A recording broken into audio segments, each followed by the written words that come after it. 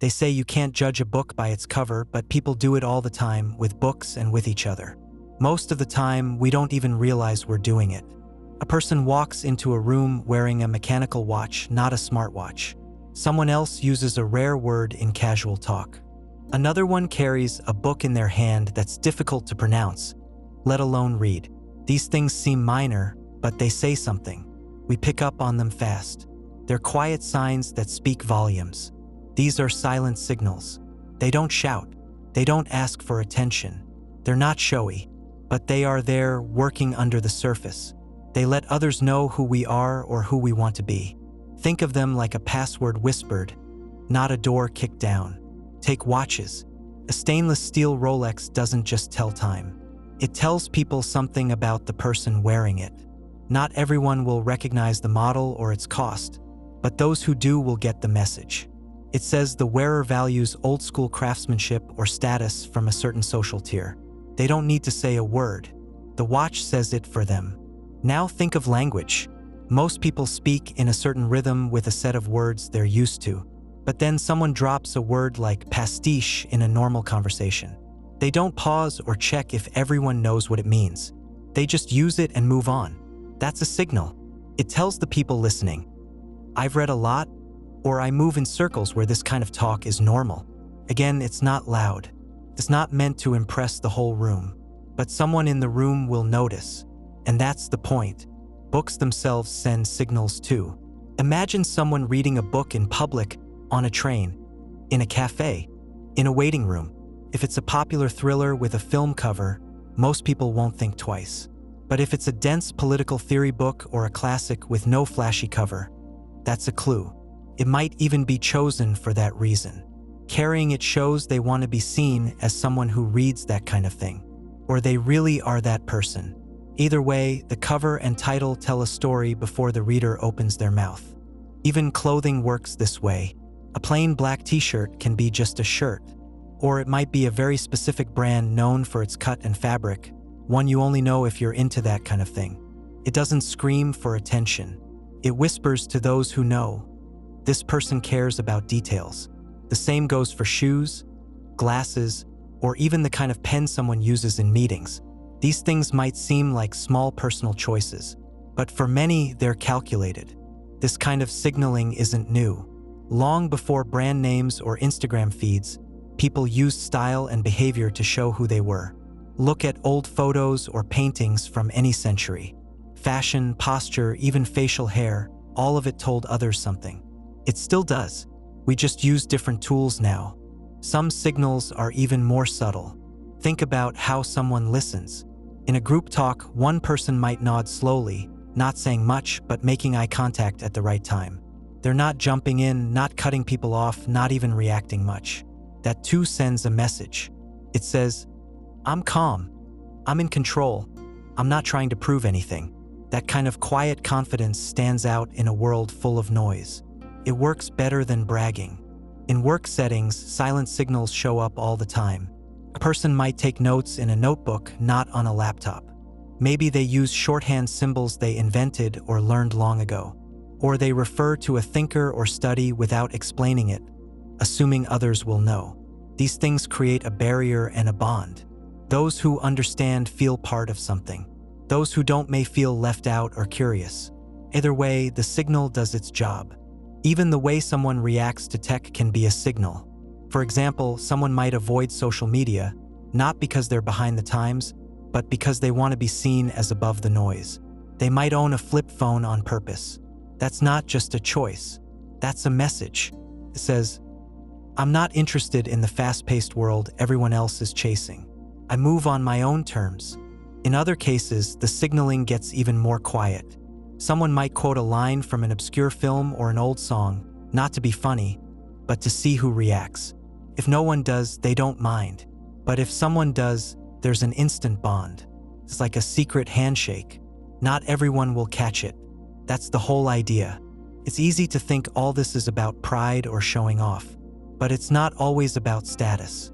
Sometimes it's about safety. These signals help people find others like them. They act as filters. If you walk into a new place and someone uses a phrase only people from your field would know, you feel seen.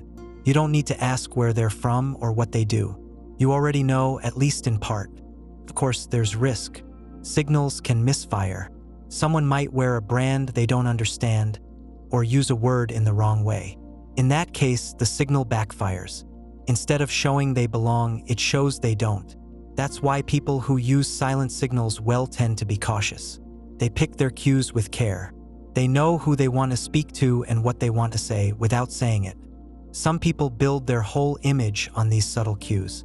Think of a professor who always wears the same worn sweater, carries the same old bag, and drinks from the same chipped mug. None of it is random. Says, "I don't care about flash. I care about depth." Whether true or not, it's the message others receive. That image sticks. Others might switch signals based on setting. At work, they dress a certain way, speak a certain way. On weekends, they shift. They use different cues to match a different group. This isn't fake. It's fluent.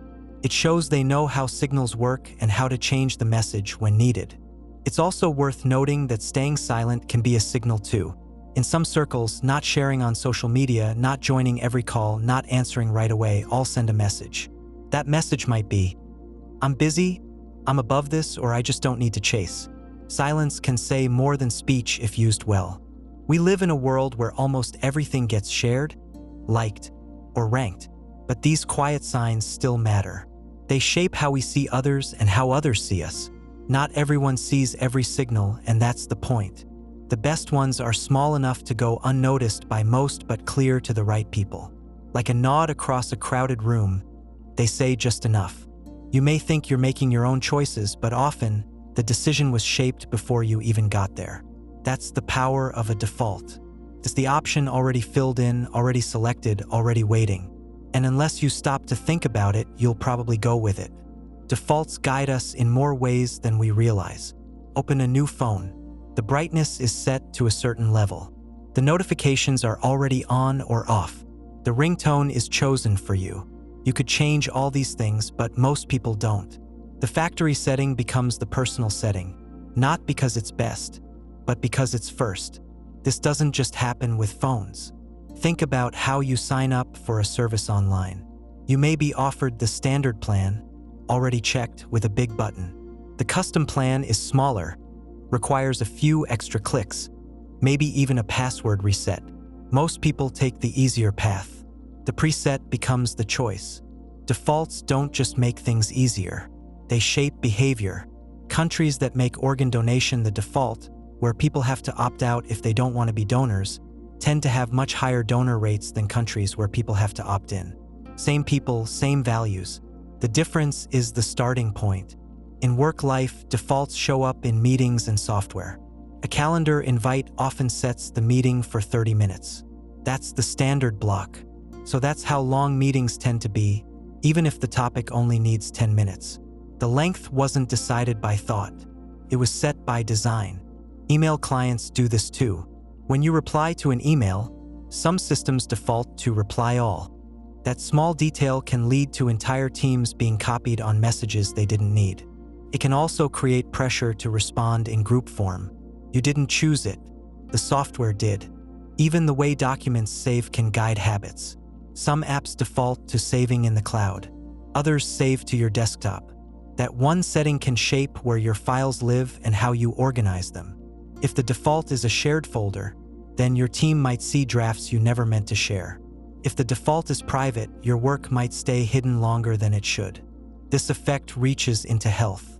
At some cafeterias, the default side might be fries. At others, it's a salad. The food you end up with isn't only about preference. It's about what came first, what came easy, and what didn't require extra words or extra effort. People will often take what's given unless they have a strong reason not to. Designers and planners know this. They set defaults on purpose. A browser might offer a set of bookmarks when you open it for the first time. That list isn't random. It includes links that guide your behavior, news sites, shopping, tools. You might assume these are popular choices, and maybe they are, but you didn't pick them. They picked you. Imagine a new employee setting up their laptop. The default search engine is already chosen. The default browser opens with a certain homepage. Unless the employee has a reason to switch, they'll keep using what's there. Over time, that default becomes habit, and habit becomes loyalty. This plays out in forms too. When a company gives you a drop-down menu with yes already selected, it takes effort to uncheck it. That effort may be small, but it's real, and it tilts the outcome. A common example is marketing consent. The box that says, "Send me updates," might be checked by default. Some people won't notice, others won't bother. The result is more signups, not because people wanted them, but because they didn't opt out. Another place defaults show their force is in finance. Think of retirement plans. In some workplaces, you're enrolled automatically unless you say otherwise. That one move, making participation the default, leads to more people saving. In companies where employees have to take action to join, many don't. They might mean to, they might even want to, but the barrier, however small, gets in the way, so they stay out. Defaults can also set norms. If a company sets its default font to plain black on white, people will tend to use it. If the font is gray, smaller, or serif, that becomes the standard look. Same with line spacing, headers, or even how footnotes appear. None of these choices are final, but they frame what normal looks like. They set expectations without saying a word. Consider a classroom. A teacher gives students a choice for a group project. They can be assigned a group or pick one themselves.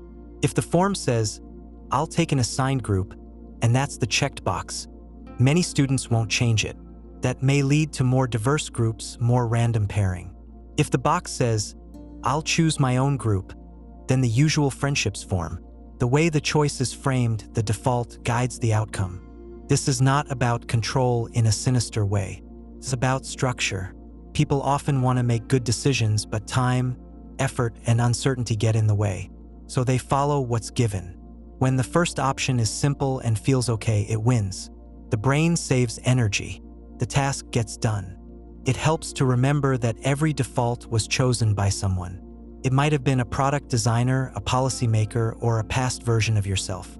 But it didn't appear by chance. When something shows up first, shows up filled in, or shows up bolded, that's a nudge. That nudge works. Think about digital settings.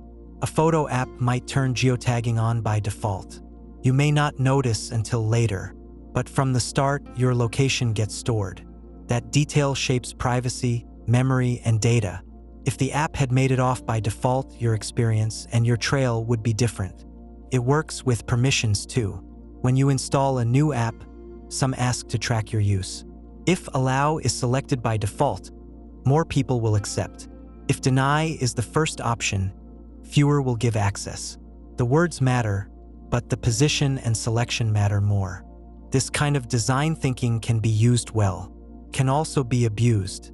When companies hide the no button or make it hard to find, they're not just helping, they're steering. The user feels in control, but the path was built to lead them somewhere. That's why it's worth pausing before you click. Ask yourself, is this what I want, or just what was offered? In everyday life, you see this at restaurants, in cars, at ATMs, and in hotels. The room might come with the thermostat set to 72 degrees. You could change it, but most people don't. That becomes the comfort zone. The system worked. We tend to think of decisions as active steps, but often they're passive. We choose what's in front of us because it's easy, fast, and looks like it was meant to be. That's how defaults work. They don't shout, they guide. And unless we notice, they decide for us. You post a photo, you wait. The likes come in, maybe fast, maybe slow. Some people comment, some don't. You check who saw it, who said something, who ignored it. Maybe you smile. Maybe you wonder if it landed the way you thought it would. Next time, you try to shape it better. You crop it tighter, choose a different angle, add a sharper caption. You're still you, but now you're also a version of yourself shaped by what gets attention. This is how the mirror forms. At first, social media seems like a place to show who you are. Over time, it starts to shape who you become. You look at your past posts. The ones that did well stand out. They become the guide. You start thinking in that direction. You remember the outfit that got a lot of compliments. You recall the joke that got reshared. Slowly, without saying it out loud, you start performing yourself. It doesn't always feel like performance. It feels like you're just being smart, reading the room, adapting. But the audience is there, always watching, always reacting. Even silence is a kind of response. If something gets ignored, that's a signal too. You read it. You adjust. The feedback loop is tight. A person posts something light and gets a wave of approval. They feel seen. They do it again. Another person tries to share something deep or raw. The silence that follows feels sharp. Maybe next time they stay surface level. The platform didn't punish them, but it didn't reward them either. So they learn. They shape their next move. This doesn't happen all at once. It's gradual. You start filtering small parts of yourself. You hesitate before posting something uncertain. You pause before sharing an idea that might land flat. You check how others in your circle phrase things, what kind of images they use, what tone works for them. You borrow what works. You avoid what doesn't. At some point, the platform becomes a stage. You're still the actor, but you're also the director and the crowd. You judge your own performance even before others do. You write a caption, then rewrite it. You delete a photo that didn't get traction. You archive old posts that no longer fit the image you're trying to keep. What started as expression becomes a kind of maintenance. It's easy to say that people should just be themselves. But the problem is, the mirror doesn't go away. If you've ever looked at your profile and thought, "Is this what I want people to see?" Then you've felt it. That question doesn't come from nowhere. It comes from the fact that others are looking, and their reaction matters. This effect isn't limited to influencers or people with big followings. It happens to anyone with a presence. A person with 50 followers can still feel the pull. They still notice which friends like which posts. They still learn what topics get replies and what ones don't. Even in small groups, social media acts like a mirror, showing not just what you put out, but also how others see it. It changes how people talk. You might notice yourself using the same tone over and over. Maybe it's upbeat. Maybe it's sarcastic. Maybe it's dry. It becomes your voice online, even if you don't always sound like that in real life. That version works, so you keep using it. You stay in character. It also shapes what people leave out. You might stop talking about certain parts of your life if they don't get the kind of feedback you want. If you're into something niche, like old cameras or obscure books, you might stop posting about it when no one engages. Instead, you stick to safe ground. Things that people know. Things that people react to. Even your memory starts to shift. You look back through your feed and remember events the way they were framed, not the way they felt. A bad day might be shown with a smile and a filter. Later, that becomes the version you recall. The post rewrites the moment. Over time, the line between who you are and what you post can blur. You might start planning your life in postable pieces. You go to an event and think about how it will look. You try a new thing and wonder if it's worth sharing. The camera comes out before the moment begins. The performance starts before the feeling settles. Some people lean into this. They treat their feed like a portfolio. Every post is deliberate. Every image is tuned. That's one way to use the mirror with control. But even that comes with trade-offs. The more curated the image, the more pressure to keep it clean. You start to manage your brand, not just yourself. Other people resist the mirror. They post less. They go private. They disappear for stretches of time. But when they come back, the rules are still there. The audience is still watching, still reacting. The pull remains. You don't have to play the game, but the game keeps going. In group settings, this gets even more complex. People don't just shape themselves, they shape each other. One person's post sets the tone for the rest. If someone in a friend group starts posting polished photos and clever captions, others feel the pressure to match. It raises the bar. It changes what's normal. In some cases, it leads to conflict. A person might feel like someone else is pretending, trying too hard, showing off. But the truth is, everyone's doing some version of it. Everyone's looking into the mirror, wondering how they come across, adjusting in small ways to be understood or admired. This isn't always fake. You can be sincere and still be shaped. You can mean what you say, but still say it in a way that you know will land better. The performance doesn't cancel the feeling, but it does filter it. Some people try to break the mirror. They post something chaotic, something messy, something real in a way that doesn't try to please. Sometimes that works.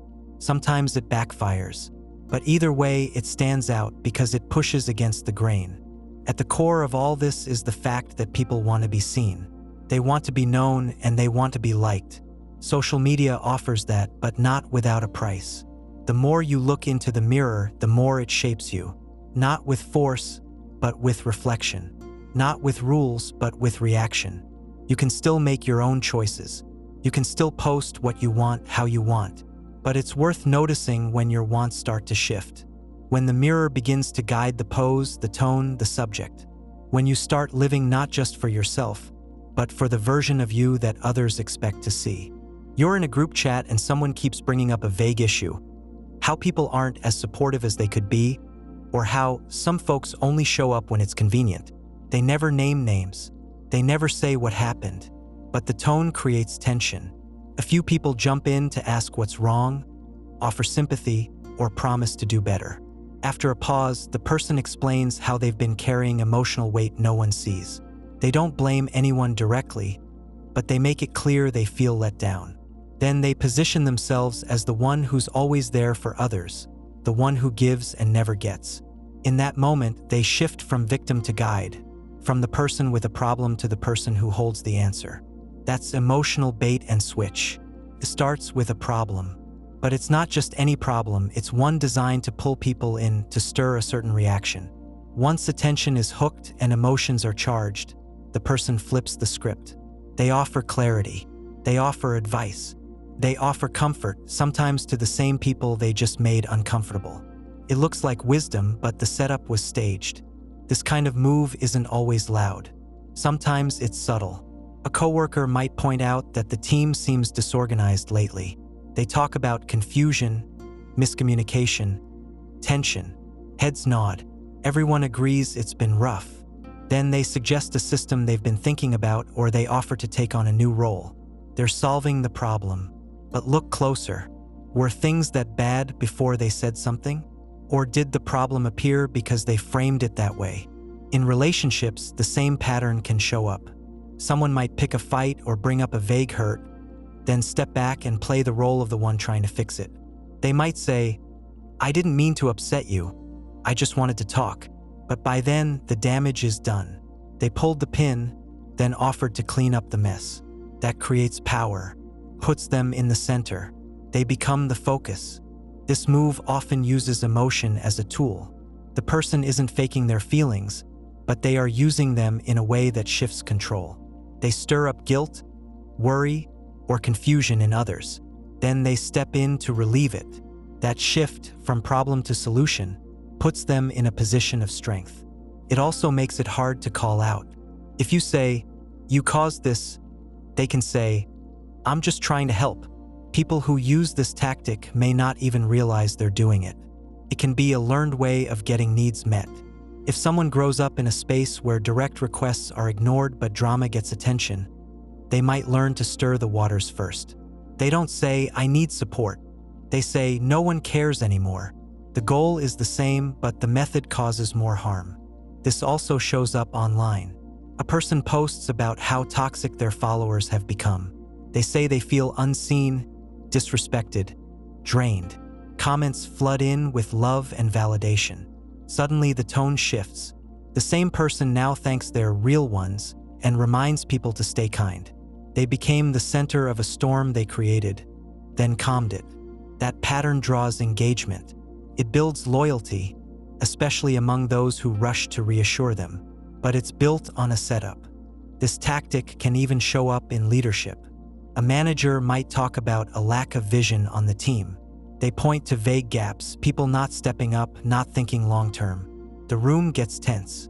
Then they lay out a bold plan. They volunteer to lead it. Everyone's relieved that someone has a clear path. But was the team really drifting? Or did the manager create that feeling to make their plan seem urgent? It's important to separate real concerns from engineered ones. Not every complaint is a setup.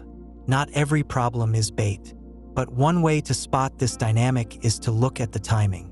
Does the person raise an issue, wait for discomfort, then step in with an answer only they can give? Do they stir confusion, then present themselves as the clear thinker? Do they make you feel like part of the problem, then offer you a way to make it right? Watch how the conversation shifts. If someone creates an emotional spike, sadness, fear, guilt, then offers calm, it's worth asking who benefits. Do they get attention, control, praise? Are they the only one whose role stays clean while others scramble to react?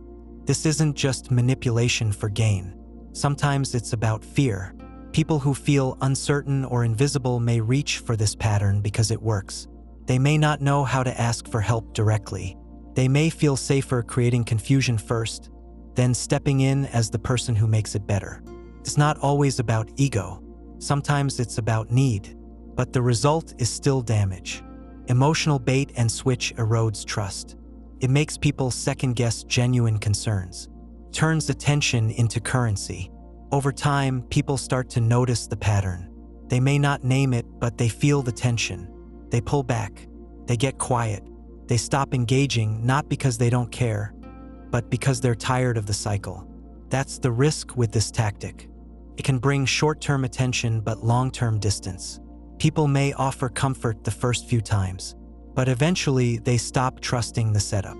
They start to sense that the problems don't just happen, they're placed, and they're not sure they want to play along. One way to respond is to slow down. When someone presents a sudden emotional crisis, take a beat before reacting. Ask clear questions. What exactly happened? Who was involved? What do they need right now? If the answers stay vague or shift quickly from blame to praise, you may be looking at a switch. You don't have to call it out, but you can stay steady. Don't chase the bait. Don't rush to fix what may not be broken. Another way is to look at patterns. Is this a one-time event, or does the same rhythm repeat? Does this person often arrive with problems that only they can solve? Do they leave you feeling unsure of what just happened, but certain they came out looking good? You can still care about someone without stepping into every emotional loop they create. You can be kind without becoming part of the play. You can say, "I hear you, but I'm not sure this is mine to fix." That kind of response may feel sharp, but it can also be honest, and it protects your clarity. In the end, emotional bait and switch is a form of control dressed as vulnerability. It looks like a cry for help, but it's built to pull others in and turn them into an audience. It asks for care but also directs it. It gives someone the power to stir the storm and then declare the calm. Recognizing it means you don't have to get swept up in it. You can step back, stay steady, and decide what kind of part you want to play. A person shrugs off a compliment with a quick, "It was nothing," even though it clearly took time and effort. They say, "I got lucky," after getting a job offer they worked hard for. They call their artwork a silly thing, even though they spent weeks on it. On the surface, this looks like humility, an attempt to stay grounded or modest. But something else can happen beneath the surface. The more they downplay, the more others feel pushed to correct them. "No, really, it's amazing. You deserve it. Don't sell yourself short." That's the loop. The person resists praise just enough to invite more of it. They stay protected from judgment while still gathering validation. This move often shows up in places where confidence feels risky. In many social circles, especially tight-knit or professional ones, arrogance gets punished fast. If someone talks too highly of themselves, they risk being seen as full of ego. So people learn to soften the edges. They pad their success with disclaimers. They talk about their flaws before anyone else can. They joke about their achievements so they don't seem too serious. That way, if someone criticizes them, they've already beat them to it. It's a defense strategy, but it also works as a form of social control. The person keeps praise coming without ever asking for it. They never look like they're fishing because they've positioned themselves as humble. But the system still feeds them. Others jump in to reassure them, lift them up, remind them of their value. It feels mutual, but it's often one-sided. This happens most clearly in performance settings. Someone sings, speaks, or shares something they've created. Afterward, they immediately downplay it. "I messed up a bunch of parts. I didn't prepare enough. It probably wasn't what you expected." The crowd is now stuck. If they stay silent, they risk seeming cold. If they praise too much, it feels like overcorrecting. The person on stage now gets two things: admiration and protection. At work, this loop can play out in subtle ways. An employee finishes a project that's clearly well done. When the manager compliments them, they wave it off. Just got lucky with timing. Honestly, I didn't know what I was doing half the time. These lines sound humble, but they often prompt more feedback. You're better than you think. Don't be so hard on yourself. The person now holds the high ground. They get to be praised while never looking like they wanted it. This behavior also protects against envy. In many groups, when someone succeeds, others feel a slight threat. It's not always personal. It's just human. A quiet voice says, "Why them, not me?" But if the successful person downplays what they did, the threat weakens. They didn't crush it, they just got lucky. They didn't own the meeting, they just stumbled through. Now others can admire them without feeling compared. It's a pressure valve. Sometimes the loop starts with a joke. A person might post their writing or art online with a caption like, "Not sure what this is, just messing around," but it's clearly crafted with care. The comment section fills with encouragement. "This is amazing. You're so talented. Stop pretending this isn't good." The performance of doubt becomes a spark. The audience becomes part of the act. Not all false humility is calculated. Sometimes it's learned. People grow up in cultures or families where self-praise is punished. They hear phrases like, "Don't brag, stay humble, let others notice you," so they build habits that soften their shine. Over time, they find these habits also bring praise, but in a safer way. They don't feel like they're asking for attention, but they get it anyway. The loop can also run deep in relationships. Someone tells their partner they're not much of a cook, even as they serve a perfect meal. They talk about being bad at planning trips, while the itinerary they made runs like clockwork. These statements sound light, but they also create a script for the other person. "That's not true, you're great at this." The speaker has now led the listener to a response they can enjoy without asking for it. What makes false humility hard to spot is that it hides behind real humility. The words are often the same. What changes is the pattern. With false humility, the person repeats the behavior over time. They understate, they receive correction, they dismiss again.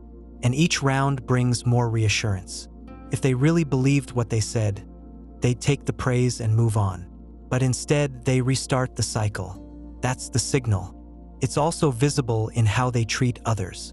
Someone who genuinely sees their strengths as small often sees other strengths as large. They admire easily. They stay curious. But someone who uses false humility often uses it to control attention. They keep the spotlight on themselves by keeping their own story the center. "I'm not good at this" becomes the theme. Even while others try to celebrate them, they stay the subject. There's also the question of tone. When someone says it's nothing, do they mean it, or are they waiting for you to say it's not? When someone calls their work a mess, do they believe that, or are they fishing for you to disagree? The answers sit not just in the words, but in the timing and repetition. The more often they dismiss praise and wait for the bounce back, the more likely it is they're not being modest, they're being strategic. This doesn't mean people can't doubt themselves. Real insecurity happens. Real humility matters. But the key difference is what happens after the first round. A person with sincere doubt might struggle to accept praise, but eventually they do. They let it land. A person caught in the loop will keep pushing it away, just enough to pull more in. The false humility loop serves a purpose. Protects against judgment, keeps praise coming. It softens status differences, but it also limits connection. When someone won't own what they're good at, it creates distance. It turns every compliment into a game. And over time, it asks too much from others, too much reassurance, too much lifting, too much focus. You can break the loop by calling things what they are. You can say, "You worked hard on this, own it," or "It's okay to just say thank you," or you can stop feeding it. You don't have to argue with someone who keeps putting themselves down. You can nod, move on, let silence do the work. Sometimes the strongest move isn't to deflect or downplay. It's to take the compliment, admit the effort, and keep going. Not with pride, not with ego, just with clarity. False humility hides strength. Real confidence owns it, quietly and without a hook. You're at a restaurant and the menu shows 3 versions of the same dish. One is small, simple, and cheap. The second is large, loaded with extras, and costs more. The third sits right between them in both size and price. You might not even think about it, but you're being nudged. The small one seems too basic. The expensive one feels like too much. So you go with the middle. That was the plan. The extreme options aren't really there to be picked. They're there to make the middle one look good. This is framing by contrast. It's when someone puts a bad or exaggerated option next to the real choice they want you to make. The weak choice makes the preferred one seem stronger. The overpriced one makes the regular one feel fair. The harsh one makes the softer one feel kind. It's not about changing the facts. It's about changing how the facts feel by shifting what they sit next to. You see this in sales all the time. A store lists 3 versions of a product. The cheapest one lacks basic features. The most expensive one is flashy but unnecessary. The middle one feels like a good deal because it looks balanced. That's not an accident. The high-priced version makes the mid-priced one feel like value. Take away that expensive one, and the middle starts to seem pricey too. This isn't just about money. It works with people, ideas, and choices. In a job interview, a manager might bring up a candidate who sounds underqualified, then talk about you. You look better by comparison. Nothing about you changed, but the way you're framed did. In meetings, someone might propose a plan that's so risky or flawed it's dead on arrival. Then they present their real idea. Now it looks smart, reasonable, and well thought out.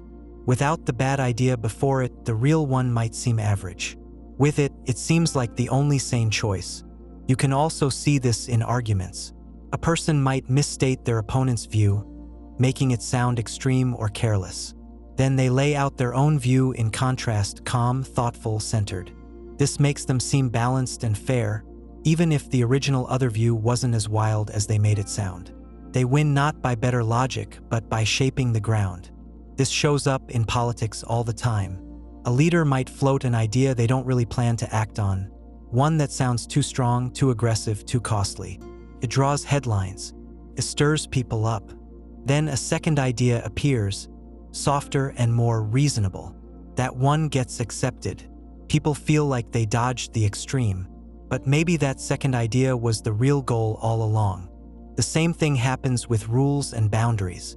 A company might announce a strict new policy that upsets everyone. After pushback, they offer a lighter version. Now people feel like they won something, like they reached a compromise. But that compromise may have been the plan from the start. The first policy was never meant to stick. It was bait to make the real one easier to swallow. Framing by contrast works because the brain doesn't judge in isolation. Compares. You rarely look at a choice and say, "Is this good?" You say, "Is this better than the other thing?" When the other thing is worse, even by design, the target choice looks safe. It looks smart. It looks right. In relationships, this can show up in how people defend their behavior. Someone gets called out for being rude. Instead of owning it, they bring up a worse moment. "At least I didn't yell like last time," or "I could have said something way more harsh." Now their actual words don't seem so bad. The bad option reframes the real one. This isn't just manipulation. Sometimes it's habit. People use contrast without meaning to. A parent might give a child 2 chores, one tough and one mild. The mild one is what they really want done. The tough one just makes it look like a fair deal. The child picks the easier one, and everyone gets what they want. It can also be used to shift blame. In a team setting, someone might point out a failing system but place it next to a disaster. Sure, this setup isn't perfect, but it's better than what we had before. Now the flaws feel small. The contrast dulls the urgency. This method also shows up in storytelling. A hero looks braver when the person next to them hesitates. A company looks cleaner when its rival gets caught in a scandal. A new idea feels fresh when the old one is painted as tired or broken. The core message might not be new, but the way it's framed makes it land harder. Even in small decisions, the pattern holds. At the gym, you're offered 3 memberships. One is bare bones. One has perks you'll never use. One seems just right. That third one becomes the pick, not because it's perfect, but because the others make it look that way. The effect is strong because it's simple. You don't need stats or deep arguments. You just need contrast. The worse option pulls the better one into focus. It's the same way a spotlight works in a dark room. You don't light the whole room. You light the thing you want people to look at. The shadows do the rest. You can also see this in personal habits. When someone talks about their bad past, a messy job, a failed project, a toxic relationship, they often do it right before presenting their current state. The past creates contrast. It makes the present look stable. Even if the present isn't perfect, it feels better because it's better than what came before. This technique can be used to sell, to lead, to persuade, or to distract. The core move is always the same. Place a weak or extreme option next to the one you really want people to choose. Make the target feel like the best path by showing something worse right beside it. To spot it, look at patterns. Ask, was this weak option ever meant to be picked? Does it make sense on its own? If it feels too bad, too odd, too loud, it might be bait. It might just be there to push your eye somewhere else.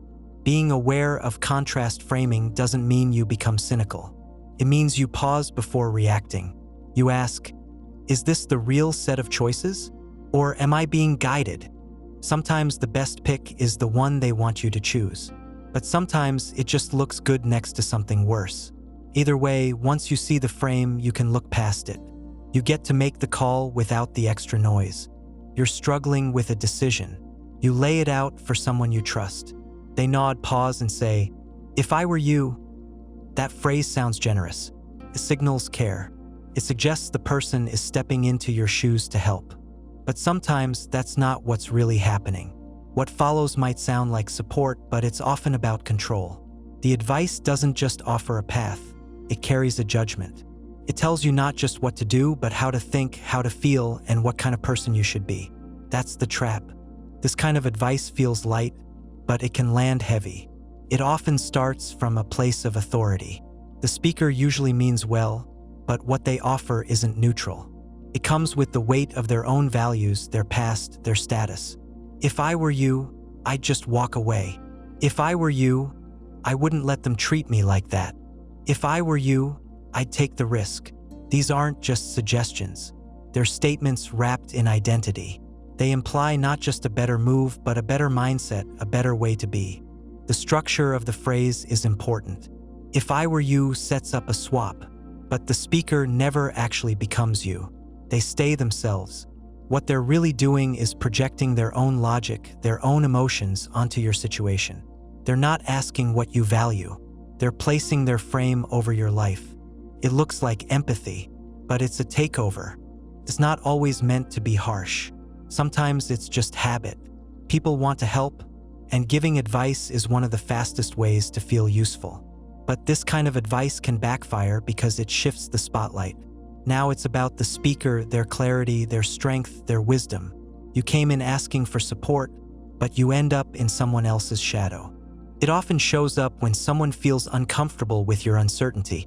You say, I don't know what to do, and they rush in. Their answer comes fast, confident, complete.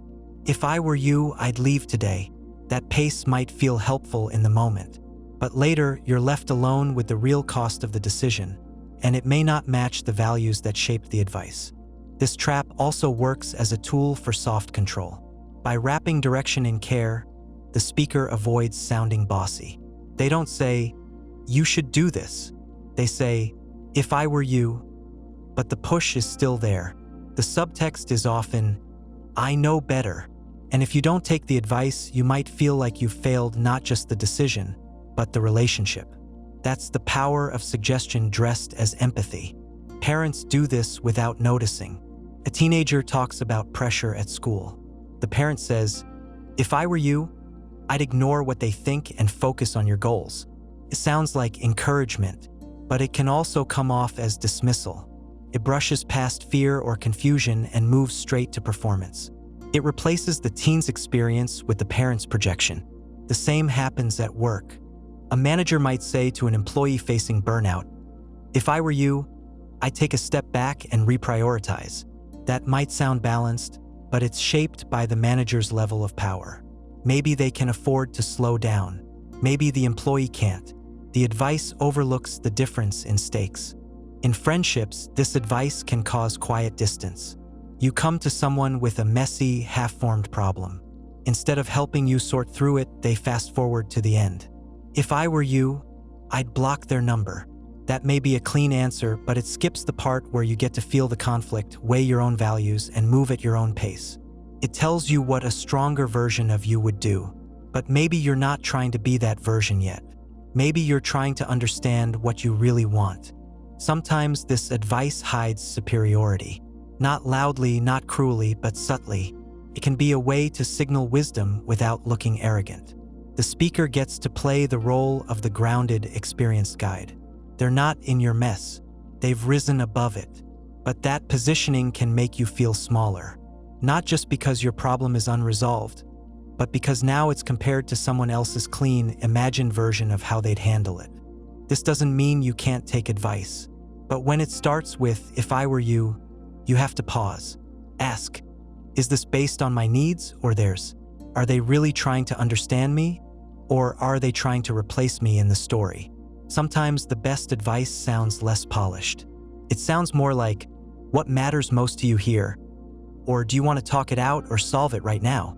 That opens space. It centers you, not them. There's also a power move built into this kind of advice. The speaker steps out of risk. If things go well, they were right.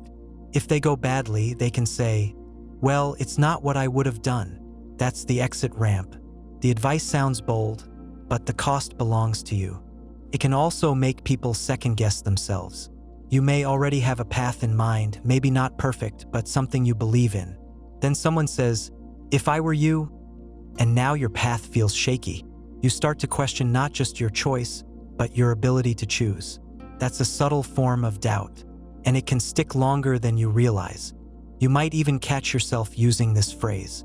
Comes out easily, feels kind, but before saying it, ask yourself, am I really stepping into their world, or am I pulling them into mine?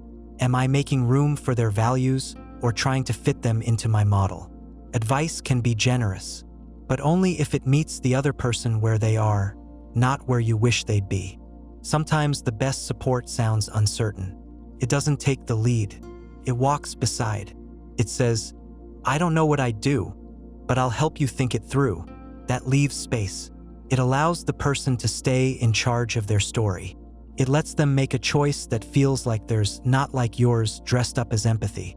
In the end, "If I were you" sounds like imagination, but it's really projection. And while it may come with care, it often brings a weight you didn't ask for. You can listen, you can consider, but you don't have to carry someone else's version of your life. You get to live it by your own frame, even when the answer's unclear. Especially then, you meet someone new. Within minutes, they're telling you about a painful breakup, a deep family wound, or a time they hit rock bottom. The moment feels intense. You hardly know them, but they're handing you something raw. You feel pulled in. You listen closer. You want to handle their story with care. And somewhere in the back of your mind, you think, if they're this open with me, maybe I can trust them. That's the setup behind strategic vulnerability. It looks like honesty.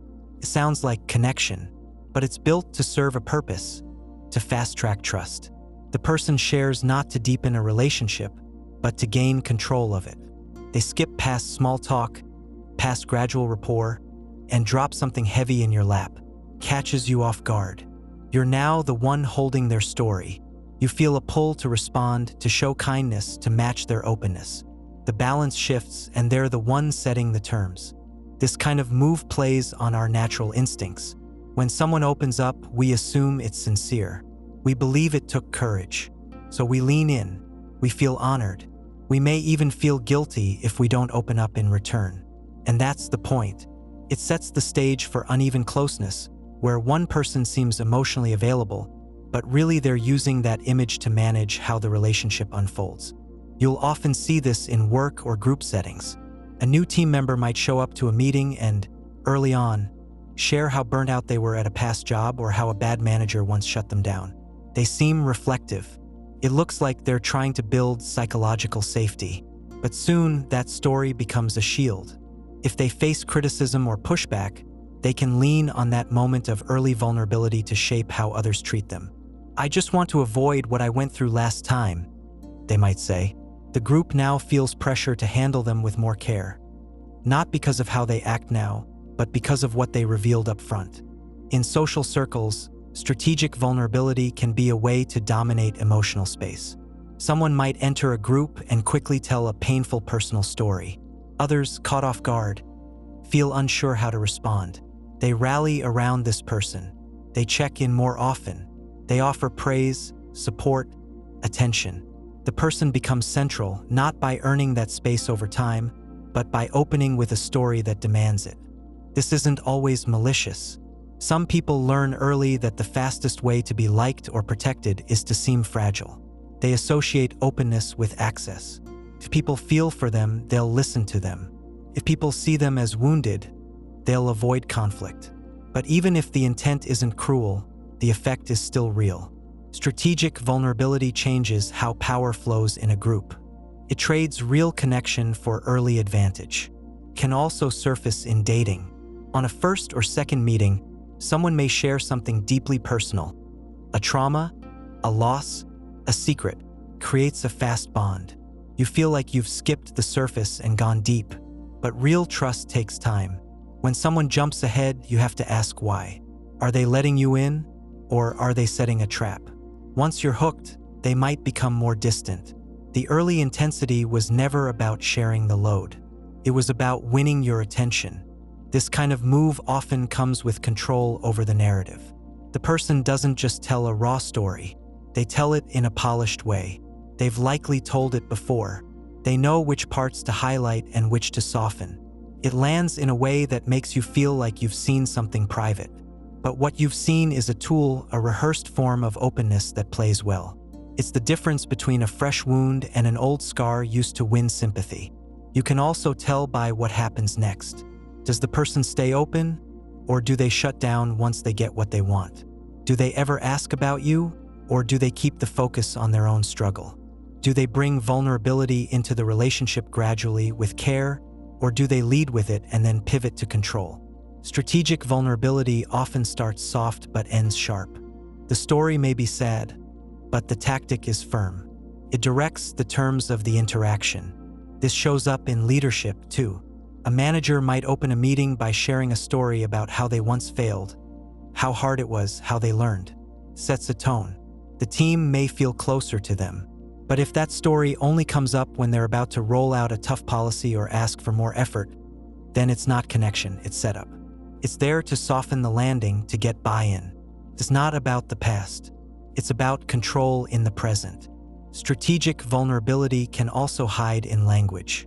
Someone might say, "I've just been so overwhelmed lately," before explaining why they missed a deadline. That might be true. But if it becomes a pattern, always leading with stress, always playing the tired card, it shifts blame and lowers expectations. It asks for patience without accountability. It turns personal struggle into a defense. This tactic can be hard to challenge.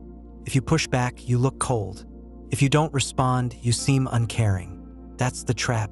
The person set the terms by appearing to need care, and now you're boxed in. Even calling it out feels wrong. You don't want to seem like you're questioning someone's pain, and that's why the tactic works so well. But you can spot the pattern over time. If someone opens with deep personal stories but never follows through with genuine curiosity about others, that's a flag. If their vulnerability always comes right before they ask for something or dodge something, that's another. If you leave interactions feeling like you've been pulled into a deeper connection than you chose, step back. Ask if what you heard was shared or used. True vulnerability is slow. It builds. It's offered, not deployed. It comes with openness to others, not just demand for attention. It lets people meet you where they are. Strategic vulnerability, by contrast, rushes the process. It forces closeness, plays trust as a card, not a path. You don't have to respond to every deep story with deep care. You can say, "Thanks for sharing that," Without stepping into their frame, you can keep your pace. You can let connection grow on its own terms, not on the timeline of someone looking to win you fast. Some stories are real but still used. It's not about denying their truth. It's about protecting your own space to respond with clarity. You get to decide what trust looks like, not just what it sounds like. Someone says the wrong thing at the wrong time. It's not cruel or aggressive, just awkward, a little off or too honest. The group doesn't argue or explain. They nod, change the subject, and slowly begin to cut that person out. Invitations stop coming. Messages go unanswered. Comments that once got replies now hang in silence. There's no big blow-up, no clear warning. Just distance. That's the freeze-out. This tactic works because it hides behind quiet. No one says, "You're not welcome." They just act like you're not there. You're left to wonder what changed. You look back at your words, your tone, the last gathering. You try to trace the moment it all shifted. The confusion becomes the punishment. You can't fix what no one will name. Groups use this to keep order without conflict. If someone steps outside the unwritten rules, they're pushed out instead of confronted. It's cleaner. There's no scene, no argument to divide people. Just silence. It's quiet enough to deny, but clear enough to feel. And it works. People on the edge of the group take notice. They learn where the lines are, not because someone explained them, but because they watched someone else cross them. The freeze-out often starts with a few people pulling back. A group chat keeps moving, but one person's jokes go ignored. Their questions don't get answers. Others still talk, still laugh, but the excluded person feels like a shadow. They're present but not included. Eventually, they stop posting. The silence then confirms the group's move. No one asks where they went. No one brings them back in. This behavior isn't always planned. It can happen through group drift. One person steps back and others follow. But often, it's strategic. It's used to apply pressure without having to name the problem. It avoids risk. The group doesn't have to explain or defend itself. They just close ranks. In work settings, the freeze-out can look like lost visibility. A coworker gets dropped from email threads, skipped on project invites, or left off calendar invites. They're not fired. They're not scolded. But the air gets colder. Their role shrinks. They ask questions and get vague answers. Eventually, they stop asking. The silence becomes policy. This tactic plays on one of the most basic social fears: exclusion. People don't just want to be liked. They want to belong. So when that belonging is taken away without reason, it cuts deeper. A direct insult can be defended against. A clear conflict can be discussed. But the freeze-out offers no target. There's nothing to respond to, just absence. The person being pushed out often feels like they're overreacting. They wonder if they imagined it. They blame themselves, soften their voice, try to re-enter carefully. But each time they get the same quiet response. That repeated silence becomes a message. You're not part of this anymore. Not because you were told, but because you were left behind. In friendships, this can feel especially sharp. Someone who was once central to the group becomes peripheral. Plans get made without them. Inside jokes move on. They hear about things after the fact. When they ask, the group says, "We didn't think you'd want to come," or "It was last minute." These phrases hide the real point. The decision was made. It just wasn't discussed. This tactic can also be used to enforce hierarchy. A person who challenges a group leader or questions the norm might be slowly pushed out, not through debate but through distance. They're framed as too much or not a good fit. The group doesn't reflect. They close in. This protects the power structure. No one has to change. Only the person who spoke up pays a price. Freeze-outs often come with plausible deniability. If the person being excluded asks why, the group can say, "Nothing's wrong." That forces the excluded person into a double bind. If they push the issue, they risk looking needy. If they stay quiet, they lose access. Either way, the group holds the power without ever having to state it. You see this tactic in families too. Someone brings up a past hurt or a family dynamic that others want to ignore. Instead of responding, the group gets distant, calls slow down, Texts get short. Invitations dry up. The person wasn't shouted at. They were just slowly moved to the edge. Over time, they either fold back into the silence or fall away. The freeze-out is effective because it uses ambiguity as a weapon. It avoids open conflict, so it looks mature. But it's not resolution, it's suppression. It teaches people to conform by showing what happens to those who don't. It maintains surface harmony at the cost of real communication. It also causes long-term damage. People who go through a freeze-out often carry quiet anxiety into future groups. They watch for signs of exclusion before they happen. They second-guess their tone, their jokes, their presence. They stay close to the line, even when it's invisible. They've learned that social warmth is conditional, and that silence can turn cold without warning. The tactic also damages the group itself. Trust thins. No one says it out loud, but everyone knows the rules now include silence as punishment. That fear flattens the space. It's harder to speak up, harder to ask questions, harder to grow. What looks like unity is often just agreement built on quiet pressure. People freeze others out for different reasons. Sometimes it's about power. Sometimes it's about avoiding discomfort. Sometimes it's about protecting the group from change. But the method is the same. Silence, exclusion, distance. It's easy to deny and hard to trace. And it leaves the target with no clear way back in. You don't need loud rejection to feel shut out. You only need absence. A missed reply, a skipped invitation, cold room. When that happens over and over, the message is clear, even if no one says it. You're talking in a meeting. You're mid-thought when someone lets out a quick breath. Not quite a sigh, but close. It's quiet, but you catch it.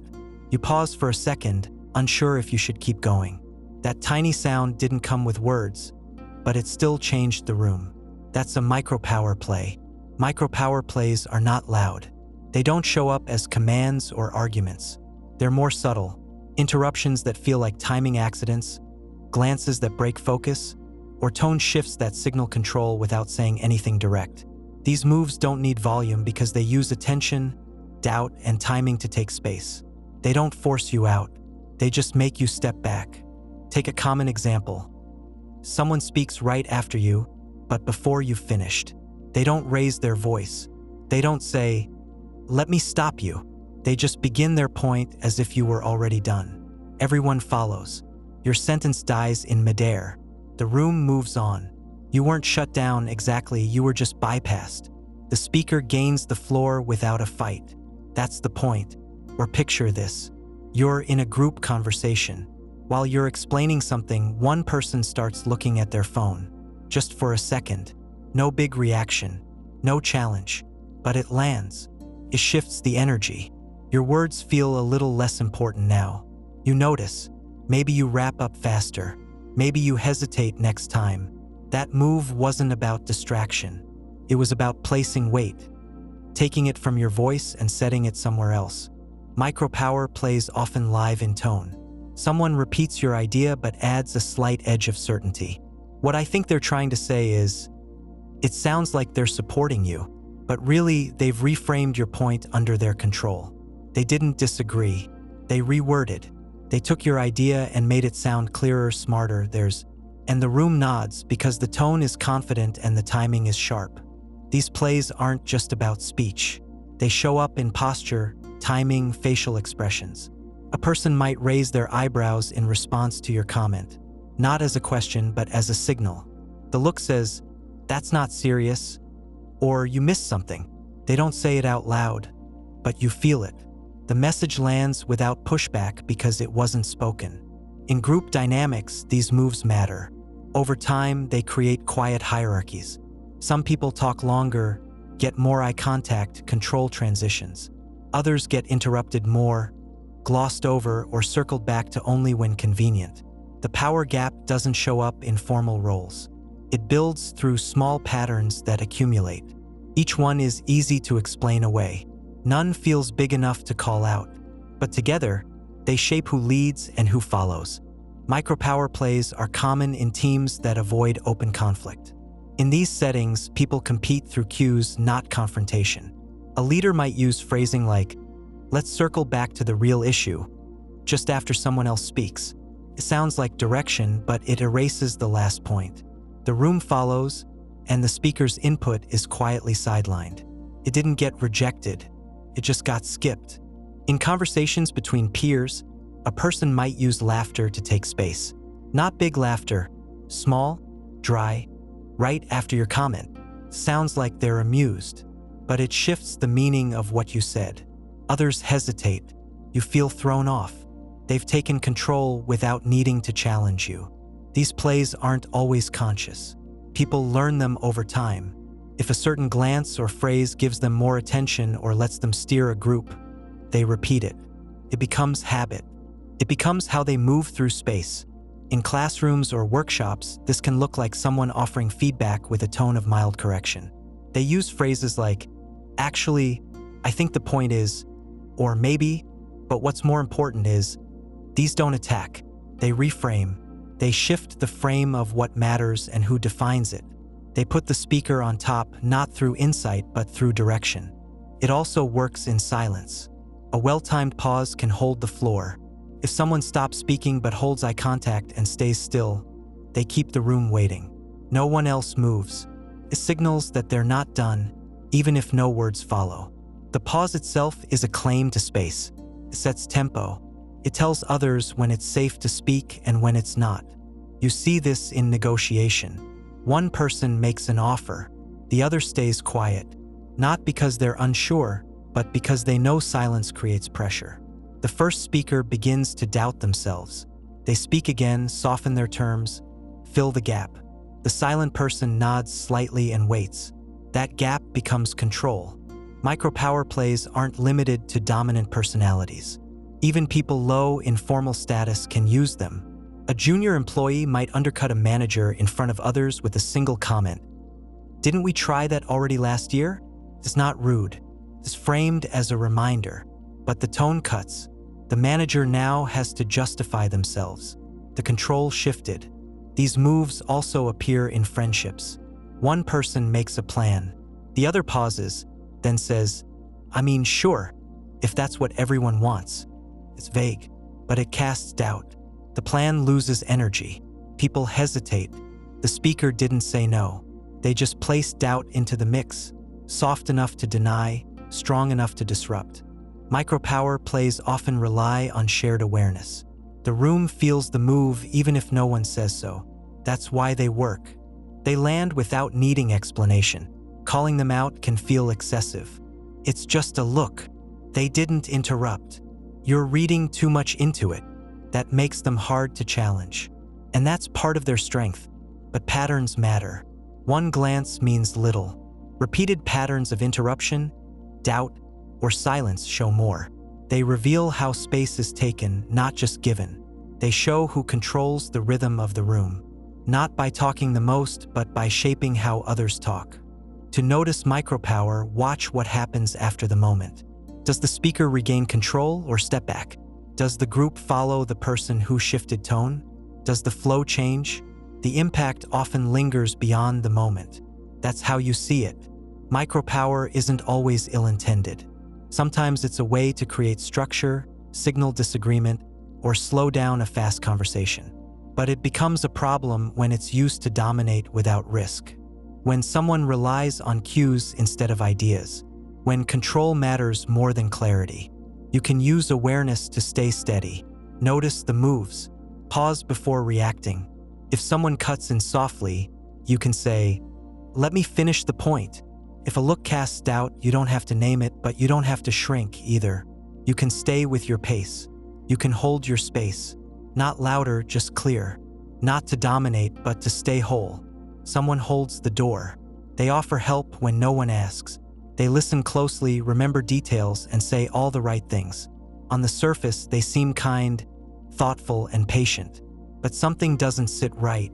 When they don't get the reaction they hoped for, attention, gratitude, affection, they shift. The warmth cools. They get quiet, or passive-aggressive, or suddenly distant. What looked like generosity now feels like a trap. That's nice guy baiting. This kind of kindness isn't about care. It's about outcome. The person isn't giving because they want to give. They're giving to get something back.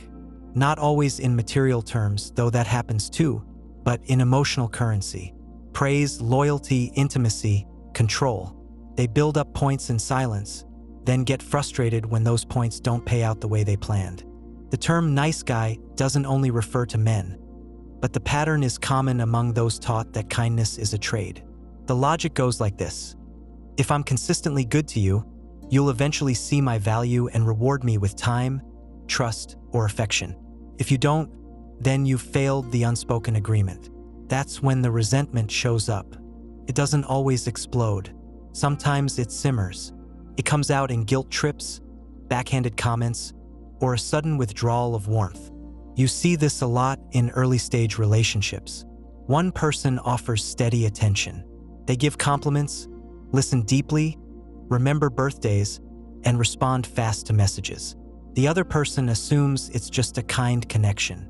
Then, at some point, the nice one confesses their feelings or makes a move. If it's not returned, they act hurt or worse, betrayed.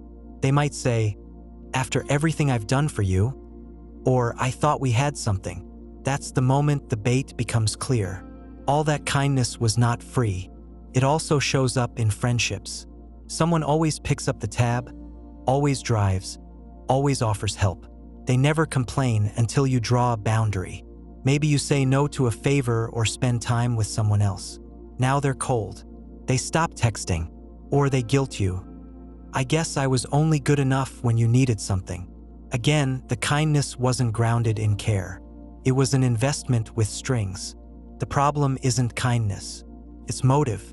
When kindness is real, it doesn't come with a scoreboard. It doesn't expect payback. It respects someone's space, decisions, and timing. But when it's bait, it's not really about the other person at all. It's about control. It's a way to get leverage while appearing harmless. This tactic can confuse people because it doesn't look like manipulation at first. There's no demand, no threat. It feels good to be helped, listened to, and understood. That's the hook. But over time, you start to feel pressure. You notice how much they do for you and how uncomfortable it gets when you don't respond a certain way. You feel like you owe something.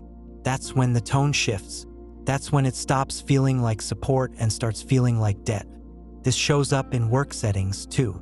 A colleague may offer extra help on projects, cover for you, speak well of you in meetings. It seems generous.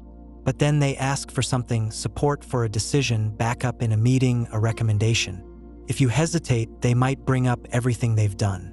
"I've always had your back," they'll say. That's not collaboration. That's accounting. It's also common in group dynamics. Someone positions themselves as the reliable one. They play the peacemaker, the helper, the steady presence. But the role becomes leverage. If the group makes a decision they don't like or fails to include them in something, they remind everyone of how much they've done. The message is clear: I earned better treatment. That expectation changes the meaning of all the earlier kindness. It wasn't service, it was positioning. You can spot this pattern by watching what happens when the answer is no. A person who gives freely doesn't flinch when their offer isn't accepted or returned. A person using bait reacts, sometimes with hurt, sometimes with anger, sometimes with guilt. Their reaction tells you the gift wasn't just a gift. Another clue is the imbalance. People using this tactic rarely share their needs clearly. They stay in the role of giver. They don't ask for what they want directly because that would risk rejection. Instead, they give and give, waiting for you to notice, respond, and reciprocate on their terms. When you don't, the silence becomes heavy. You start to feel like you missed something, but you didn't. You were just never told the rules of the deal. This kind of dynamic builds resentment on both sides. The giver feels unappreciated. The receiver feels cornered. Neither person gets what they want, not because of what was said, but because of what was left unsaid. When motives stay hidden, relationships bend under the pressure. To be clear, people aren't wrong to want appreciation, care, or connection. But using kindness as a tool to earn those things, without saying that's the plan, turns generosity into performance. It makes care conditional. It hides the ask inside the offer. That's what creates tension. If you find yourself on the receiving end of this pattern, it helps to name the shape of it. You can say, "I appreciate what you've done, but I didn't know it came with expectations." Or, "If you need something from me, it's okay to ask." That pushes the dynamic into the open. It doesn't accuse, but it makes the terms clear. It gives the other person a chance to reset or show their hand. If you notice yourself falling into the trap, stop and ask what you're really trying to get. Are you helping because you want to, or because you're hoping it will change how someone feels about you? If it's the second, pause. Ask if you're okay with giving even if nothing comes back. If not, it's better to speak your need directly than to bury it under favors. Kindness works best when it stands on its own. When you give because it reflects your values, not because it guarantees you something. Real care respects choice. It doesn't try to earn control. It doesn't build a case for why someone should pick you, like you, or owe you. It leaves room for people to respond how they want, not how you planned. You describe your day as chaotic, and the other person nods and says, "Yeah, it's been total chaos here too." You say someone gave you weird vibes, and they agree with a low voice, "So off." You bring up a niche show you love, and next time you talk, they've watched it or say they plan to. At first, it feels like closeness. They get you. They're tuned in. But over time, it starts to feel a little too aligned. You notice they start using your phrases, your tone, even your style of delivery. It's not mocking. It's matching. That's mirror messaging. Mirror messaging is when someone reflects your words, energy, or tone to build trust. It happens in casual ways, adopting your slang, nodding in the rhythm of your speech, adjusting their posture to mirror yours. It works because humans are wired to notice familiarity. When someone sounds like us or reacts like us, we feel seen. We relax. The similarity signals safety. But when this mimicry becomes a tool, when it's used to get approval, access, or influence, it shifts from natural rapport to subtle strategy. This behavior often shows up early in conversations, especially with someone who wants something: friendship, support, closeness, or status. The person watches for your cues. If you're upbeat, they get brighter.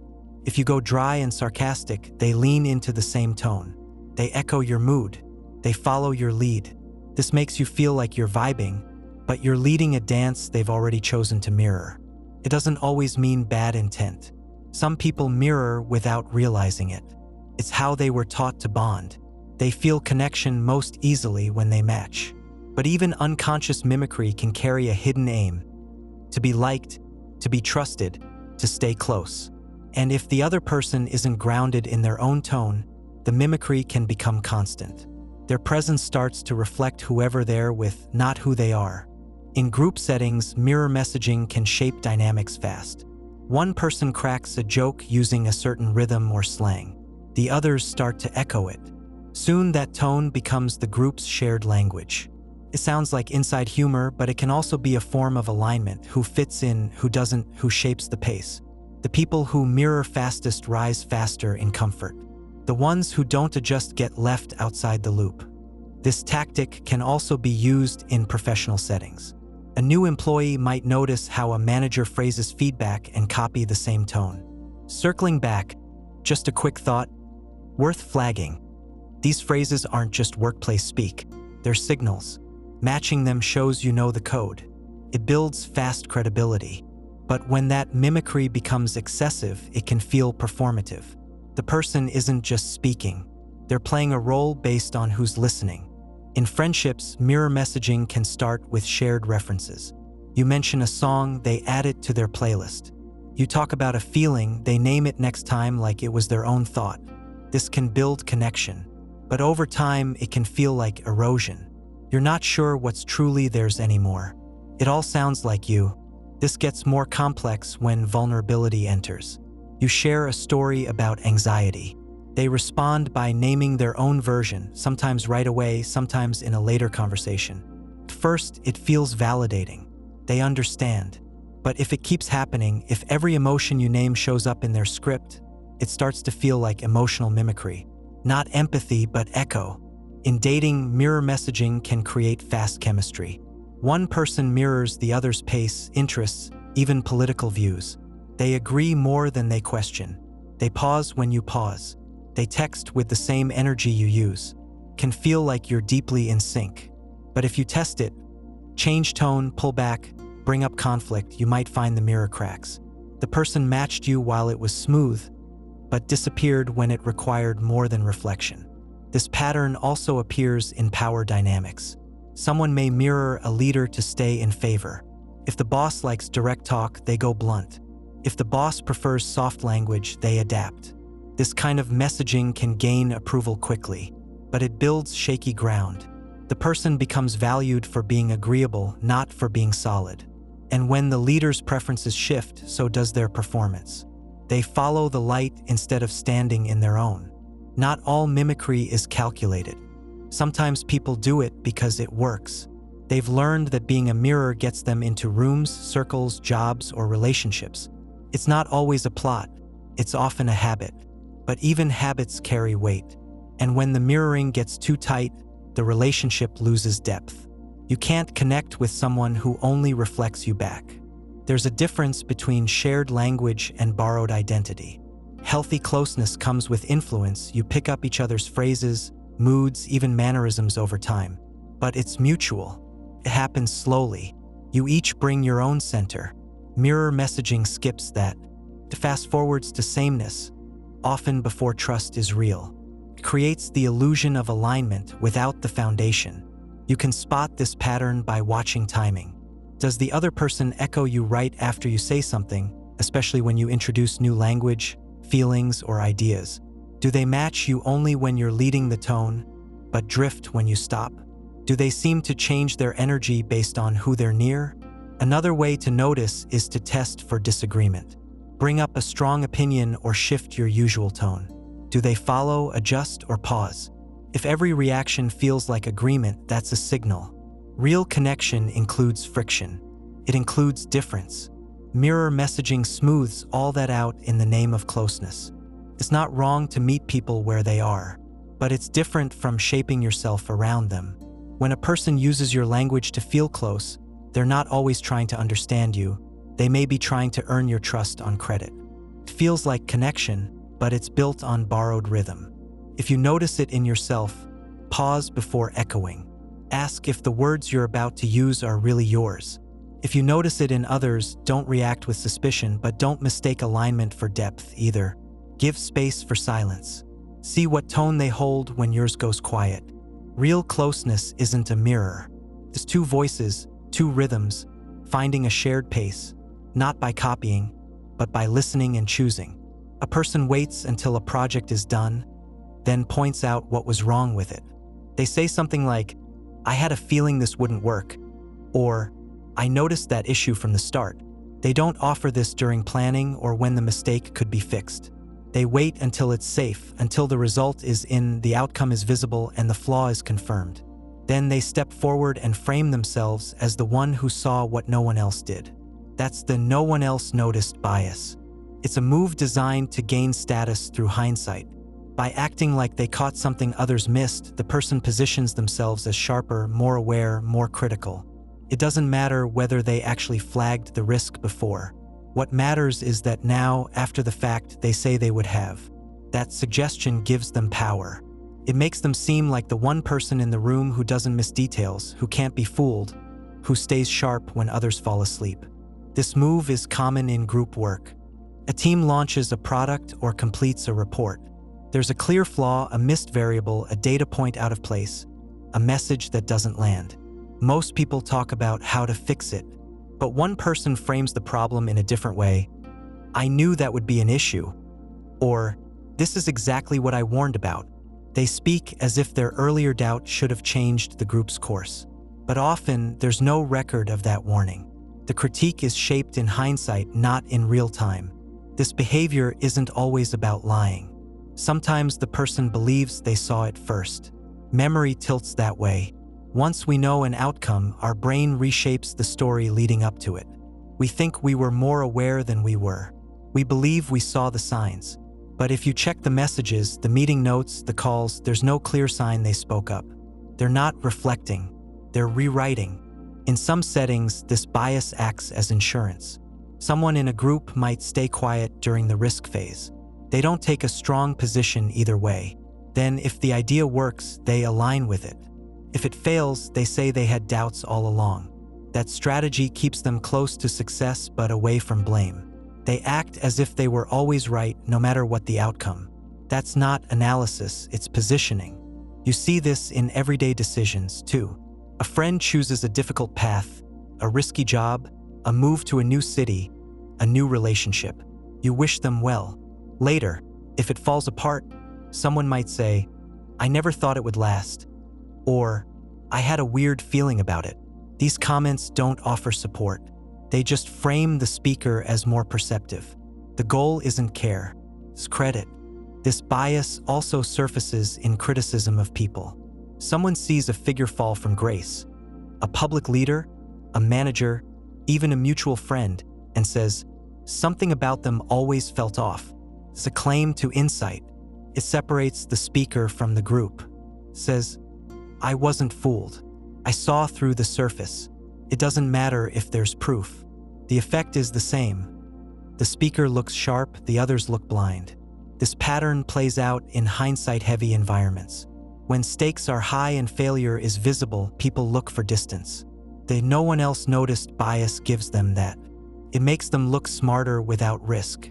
They don't need to take part in hard decisions. They only need to comment after the fact. That's easier. It's also safer. But there's a cost. It changes how teams function. When people hold back until failure, then speak as if they knew all along, it weakens trust. It makes others cautious. Why take a risk or share an idea if someone might turn it into proof of their own insight later? Why step into the open if others stay in the shadows and wait for the moment to correct you? This behavior can be hard to spot in real time. It often sounds reasonable. "I had concerns," someone might say. "I didn't say anything because I didn't want to slow the group down." Or, "I figured someone else had it covered." These statements feel soft. They're built to sound polite, but they still imply, "I saw the risk. You didn't."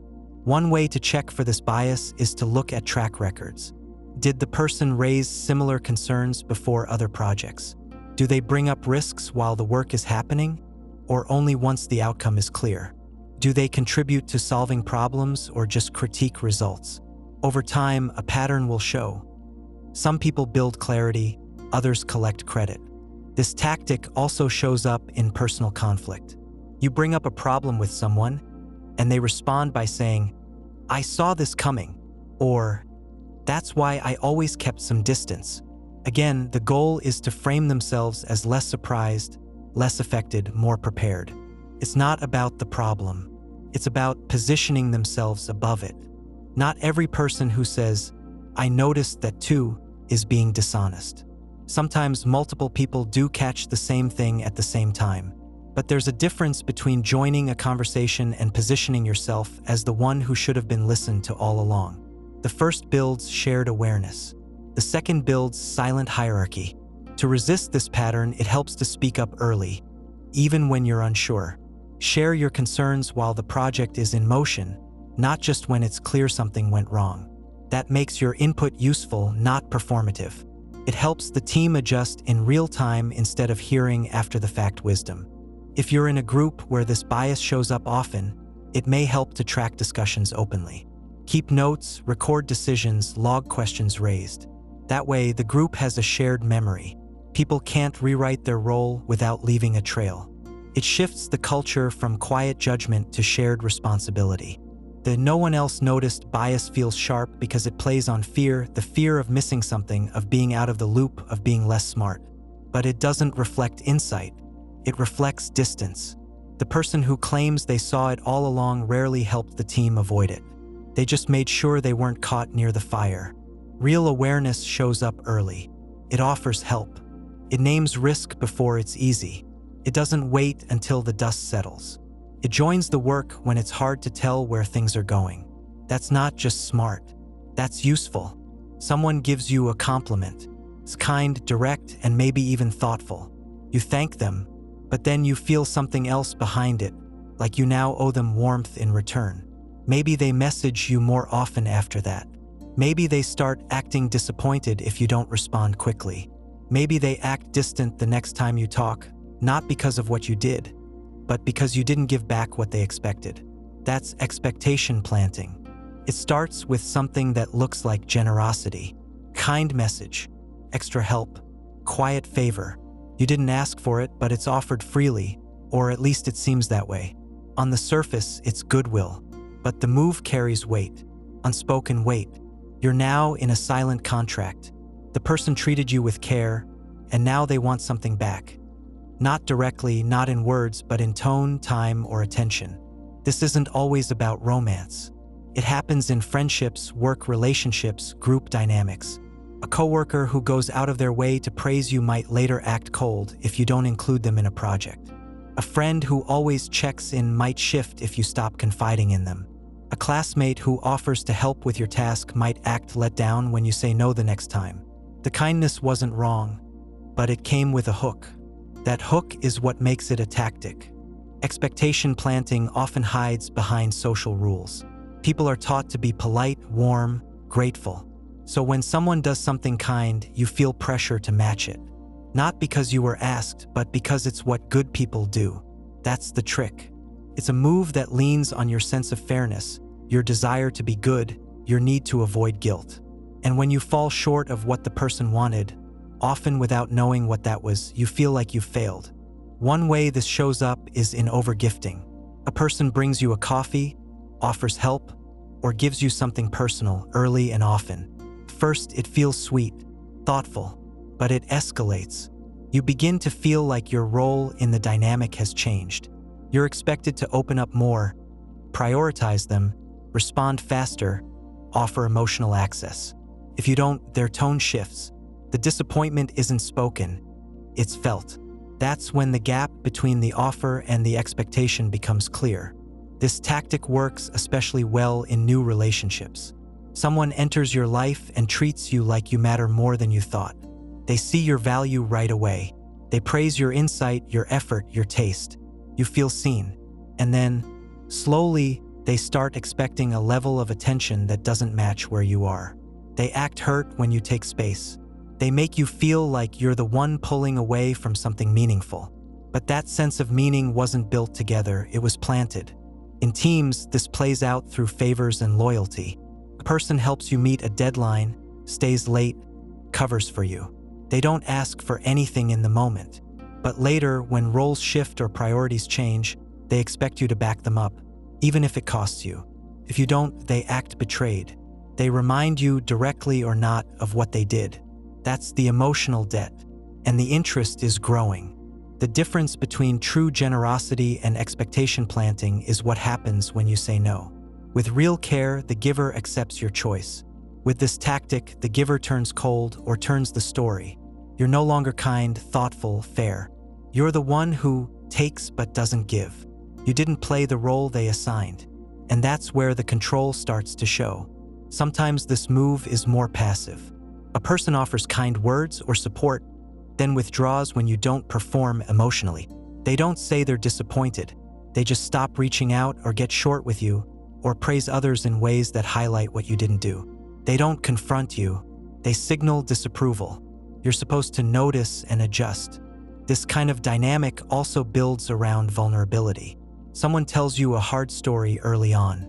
They share something raw. You respond with care. Then, without warning, you become their anchor. They expect you to check in, to hold space, to be available when things spiral. If you try to step back, they say things like, "I just thought we were close," or "It's rare to find people who really care."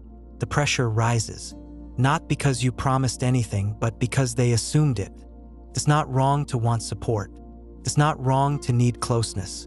But this tactic avoids the hard part, asking. It skips over open dialogue and plants quiet emotional debts instead. That way, if you fall short, the person never looks demanding. You just look selfish, keeps the power tilted. You're the one in question, not them. Expectation planting gets harder to spot when the person using it sees themselves as the good one. They believe they're just kind, just giving, just showing love. But real kindness doesn't twist when it's not returned. It doesn't flip the mood based on how someone reacts. It stays clear even when the bond doesn't deepen. This tactic doesn't do that. It watches for what comes next. Keep score even if the score is never said out loud. If you find yourself feeling guilty after someone is kind, ask where the guilt is coming from.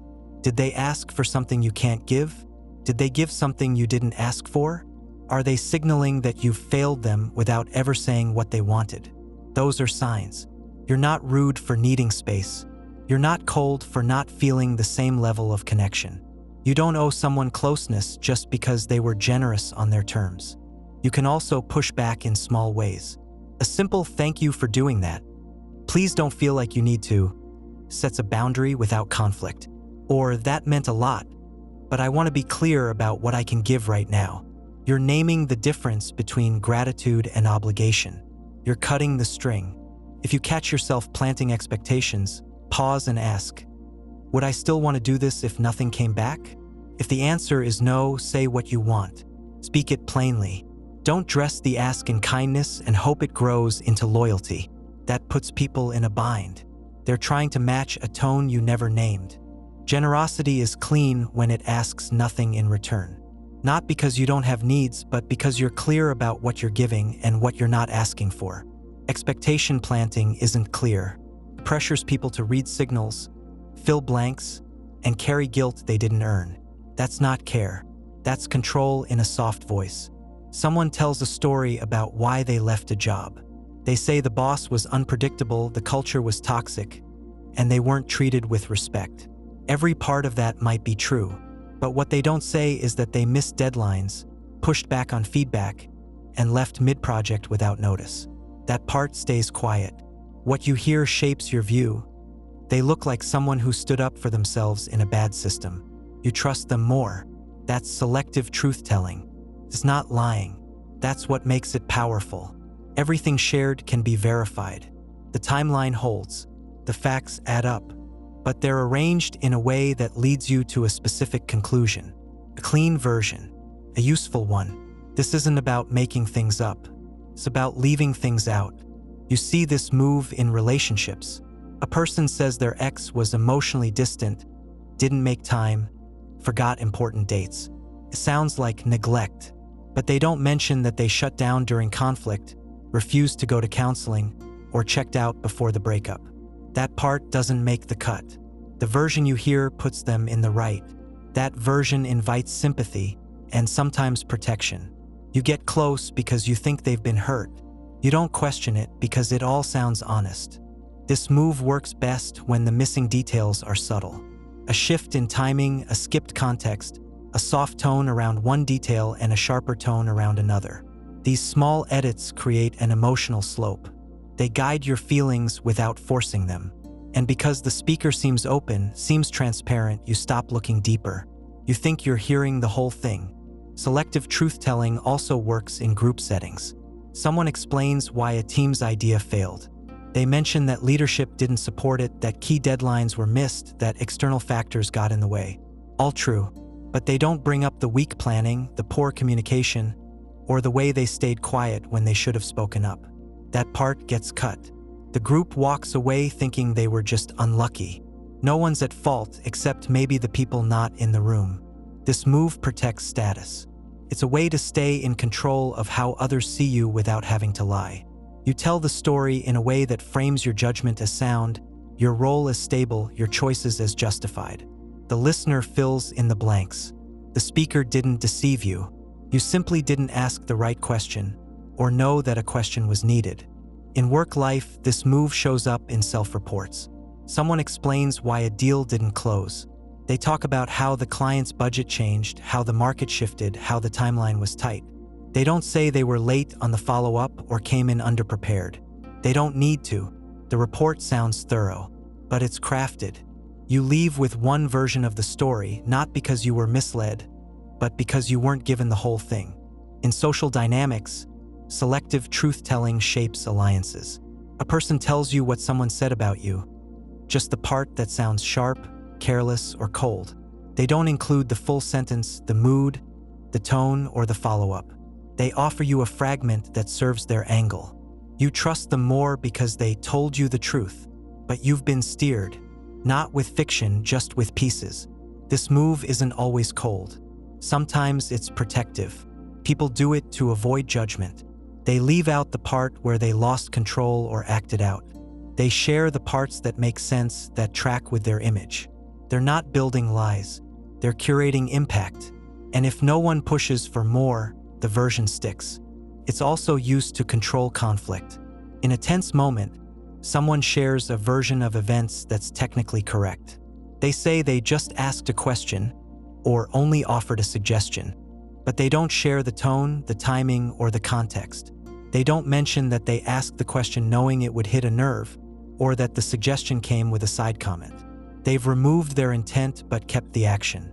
That edit protects them while making others look reactive. Selective truth-telling can also be a performance tool. Someone tells a self-deprecating story to seem humble. They share how they failed or missed the mark, but the story is rehearsed. It ends with a lesson or a laugh. It still makes them look sharp in the end. They get to seem vulnerable without risking status. The truth is real, but it's shaped to land well. This tactic becomes clearer when you compare stories. Two people describe the same event. One shares just enough to look wise. The other gives the full picture: good, bad, and rough. The second version might sound messier, but it holds more weight. You can feel when a story is rounded versus when it's trimmed. You can spot selective truth-telling by what's missing. Are there no flaws, no tension, no second angle? Does the person's version always place them just slightly ahead of the curve, just outside the trouble, just right? Do they never seem to regret anything more than someone else's action? These are signs that the story has been edited to protect the speaker. Sometimes people use this move in reverse. They share only the parts that make them look small, broken, or unlucky. They leave out their agency, their choices, their power. They want to seem blameless. This still shapes perception. It lowers your guard. You lean in to support them, not knowing that you've only been shown a corner of the frame. Selective truth-telling doesn't have to be cruel. It's often quiet, a habit, a learned move, but it distorts reality. Not enough to cause alarm, just enough to shift your view of the person telling the story. And over time, those shifts add up. They shape how much you trust, how much you give, how much you follow. You don't have to catch every gap, but it helps to ask what's not being said. What else could be true that I haven't heard? Real clarity often lives in the part that didn't make the story. Not because it was false, but because it didn't serve the image. That's where the rest of the truth waits. Quiet, just out of frame. Someone speaks in a clear voice. They sit straight, make eye contact, answer questions without pause. They say, "This is the way to do it." And you believe them. You stop questioning the topic and start nodding. Not because they showed proof, not because they explained their logic, but because they sounded sure. That's confidence as evidence. It's a shortcut the brain likes. We're wired to take signals from tone, posture, and pace. When someone speaks without hesitation, it feels like certainty. Our minds treat it as a sign that they know what they're talking about. That feeling is strong, even stronger than facts in some cases. If someone sounds unsure, we tend to doubt them, even if their content is solid.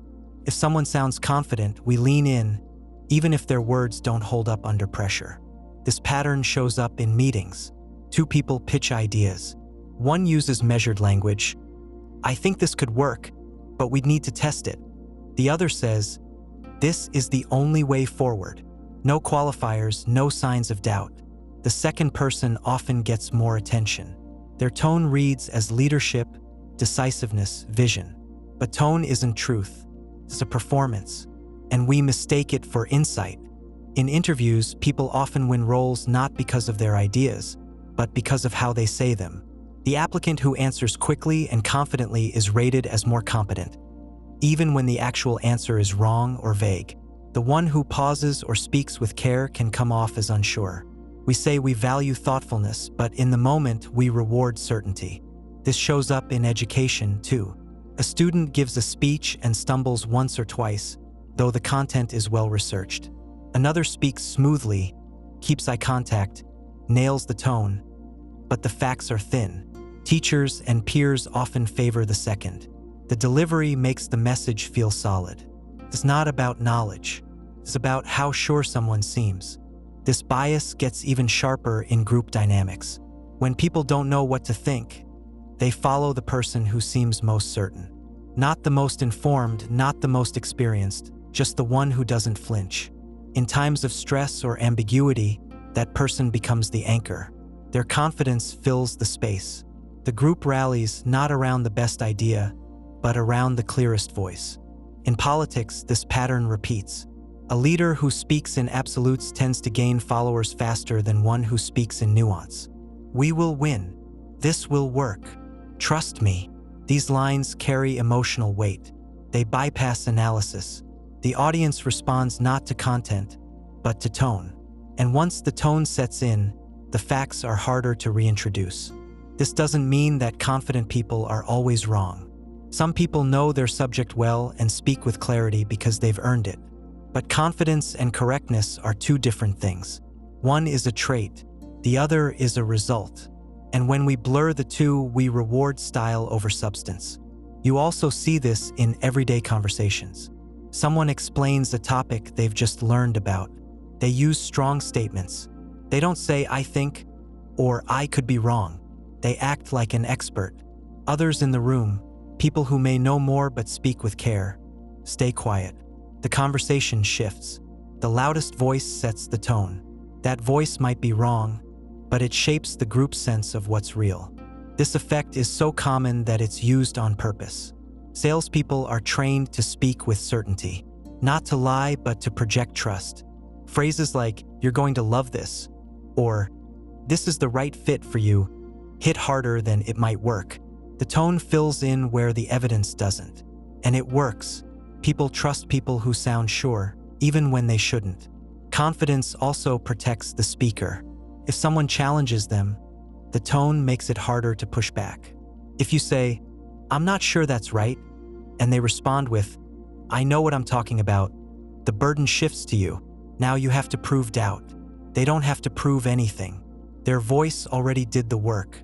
In social groups, this dynamic builds hierarchies. The person who speaks with conviction gets deferred to more often. They're asked for opinions, trusted with decisions, pulled into leadership. Over time, their tone becomes their credential. Even if their ideas miss the mark, the group keeps following. It feels safer than facing uncertainty. This effect can shut down smarter voices. A person who's used to being questioned might speak with caution. They might say, "It depends," or "There are a few ways to look at this."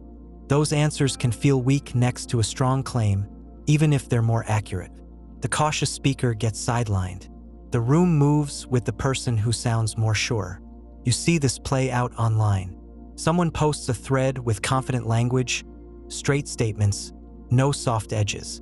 It spreads fast. People retweet it, quote it, tag others. The post feels authoritative. Later, someone points out a major error or oversimplification. But by then, the moment has passed. The confident tone carried the idea before facts could catch up. Confidence as evidence also affects how we remember things. When someone says something with force, it sticks in our minds. Even if we learn later that it was wrong, the first version lingers. Our memory keeps the feeling of certainty, not just the content. That makes it hard to unlearn. The risk here isn't just being misled. It's building systems where boldness replaces depth, where people learn to speak louder instead of thinking more clearly, where leaders get chosen for their tone instead of their track record, where disagreement gets silenced because it doesn't sound as sharp. The solution isn't to distrust confidence. It's to separate tone from truth, to ask not just how someone says something, but what they're actually saying. Are they offering logic, evidence, explanation, or just force? Are they answering hard questions or avoiding them with smooth delivery? You can train your ear for this. When someone sounds sure, pause. Ask yourself what that feeling is based on. Is there real content behind the tone? Can they explain it twice in different ways? Do they welcome questions or deflect them? Confidence should invite scrutiny, not replace it. And when you speak, you can model that too. You can share what you know without sounding like it's the only version. You can say, "Here's what I've seen," instead of "here's how it is." That kind of clarity builds trust, not because it sounds certain, but because it respects the complexity of the truth. You reach out to someone. They don't answer right away. When they do, it's short, maybe even a little cold. They say they've just been crazy busy. You believe it at first, but the pattern holds. Every message is late. Every plan takes effort. You hear from them only when they choose. When you do connect, they mention how full their schedule is, how everyone wants their time, how rare it is to get a minute. That's the scarcity spin. It's the act of appearing less available than you are to increase your perceived value. You create the sense that your time is in demand, your attention is rare, and access to you is a kind of win. You don't lie. You just shape your presence in a way that signals high status. You let people assume that limited access means higher worth. This tactic doesn't only show up in dating. It's everywhere. In friendships, one person always replies last, always chooses when to hang out, always makes the other person adjust. They're not rude. They're just booked. Their time becomes something others have to earn. That effort builds tension. The more work it takes to connect, the more people feel that it must be worth it. You see it in work dynamics. A colleague says they're double booked, running to meetings, juggling too many projects. They stay vague about what exactly they're doing, but always mention how intense it is. They turn each interaction into a favor, like replying to your message was something they barely fit in. That kind of framing shifts the power. You start to feel like asking for their time is a kind of ask. You back off unless it's urgent. They become the person who can't be bothered unless the stakes are high. This works because people are trained to connect scarcity with value. If something's rare, it must be important. If someone is hard to reach, they must be doing something big. That feeling becomes part of the draw. You don't just want their time, you want the sense that you earned it. In dating, the scarcity spin shows up fast. One person limits their replies to a certain time of day, holds back details, keeps plans loose. They don't confirm anything early. They say they're open, then disappear. When they do respond, they act like they've been flooded with messages, caught up in other things, not trying to be rude, just overwhelmed. That message sounds harmless, even flattering. But it's a quiet frame. If you want this, you'll have to chase it. This pattern doesn't always start from ego. Some people use it because they've learned that showing too much interest too soon makes others pull away. They've been taught that value comes from distance, not closeness. So they keep their availability low, not because they're busy, but because they think that's how attention works. Sometimes they're right. Other people lean in when they feel they might lose access. But the bond they build is based on pressure, not care. The scarcity spin also shows up in group settings. One person floats in and out, joins late, leaves early, drops vague lines like, "Sorry, just had to hop off another call." They're not rude, they're just in demand. That's the story, and the group buys it. They start treating that person like someone whose attention is a prize. When they show up, everyone adjusts. The dynamic shifts. Even if that person isn't doing more than anyone else, they've built the sense that their time costs more. You see this in social media too. Someone posts infrequently, keeps captions brief, responds to comments selectively. They don't explain much. That silence creates a gap. Followers fill it with meaning. They must be focused, private, driven, or above the noise. The truth might be simpler, they're just not sharing. But the impression of scarcity adds weight to their presence. This tactic works best when it's subtle. If someone says too loudly how busy they are, it sounds like bragging. But if they say it quietly, like they're trying not to complain, it lands better. "Sorry, I've been off the grid. Work's been non-stop." That's not just an update. That's a cue. Don't take my absence as disinterest. Take it as proof that I'm in high demand. The scarcity spin plays off timing. A person waits before replying, but not too long. They miss one plan, then show up to the next. They give just enough presence to keep you interested, but never enough to feel secure. That balance keeps you leaning in. They're not ghosting you. They're just bad at texting. They're not avoiding you. They're just spread thin. You hear these phrases and take them at face value, but they're often part of the act. You can see the difference when the pattern breaks. If someone always seems busy but suddenly responds fast when they want something, the spin falls apart. They weren't unavailable, they were prioritizing attention. If they skip small talk but show up fast when the topic is theirs, it's not about time. It's about control. This move can also be used in reverse. Someone might respond quickly and with energy when they're first building the connection. Once they feel they've secured interest, they start to pull back. The delay becomes part of the structure. Creates space but not peace. You wonder what changed. You work harder to keep the connection strong. But what you're reacting to is the drop in access, not the rise in meaning. Not everyone using this tactic is acting in bad faith. Sometimes people are truly overwhelmed. Life does get full, but the difference is consistency. If someone is kind but direct, if they communicate clearly, if they follow up even when they're tired, that's not a spin. That's real life. The scarcity spin leaves you uncertain. It frames silence as mystery, distance as value. It uses the appearance of demand to shape your behavior. You can push back by not treating delay as depth. If someone seems always out of reach, ask what you're really responding to. Is it their time or their framing of it? Do they show up fully when they're there? Or do they just drop in when it serves their image? Scarcity can create momentum, but it doesn't build connection. Being hard to reach might make someone seem valuable, but it doesn't make them reliable. When the chase becomes the point, it's not a relationship, it's a strategy. And strategies don't hold when the spin stops. You start speaking up more. You ask for space when you need it. You stop laughing at jokes that used to bother you. You say no to things you once said yes to. At first, they say they're proud of you, glad you're finding your voice. But later, when they don't like your response to something, they switch tones. They say, "You've changed," not as a compliment, but as a warning. That's the "you changed" gaslight. It's when someone pushes you to shift, then punishes you for doing it. They move the goalposts, what they expect from you, how they treat you, what they allow. And when you adjust to keep up, they act like you're the one who became difficult. They act confused, hurt, surprised. You're no longer fun, or easy to talk to, or the same person. But you didn't change in isolation. You adapted. And now that you're not who they preferred, quiet, agreeable, flexible, they frame your growth as a flaw. This often shows up in long-term dynamics. Partner says they want more honesty, more depth. When you start naming how you feel, including your frustration or your boundaries, they say, "You're being dramatic. You were honest, just not in the way they expected." Or they say they want you to be more independent. You take more time for yourself, make decisions without checking in, become less available. They respond by saying, "You're cold now," or "You're pulling away." They pushed you to shift, and now they're pulling back because they didn't expect the new version. This pattern isn't always loud.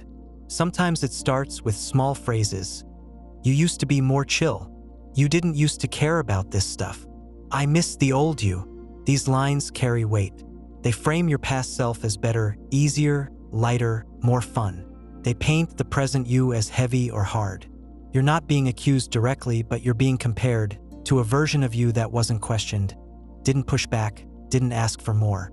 In friendships, this shows up when you start setting limits. You stop going along with plans you don't enjoy. You stop responding to every message right away. You stop playing the same emotional role, maybe the listener, the helper, the one who always makes the effort. Your friend says, "You've been different lately." Not curious, just disappointed. They don't ask what's going on. They tell you what you're no longer giving. This kind of gaslighting works because it taps into memory. You start to second-guess yourself.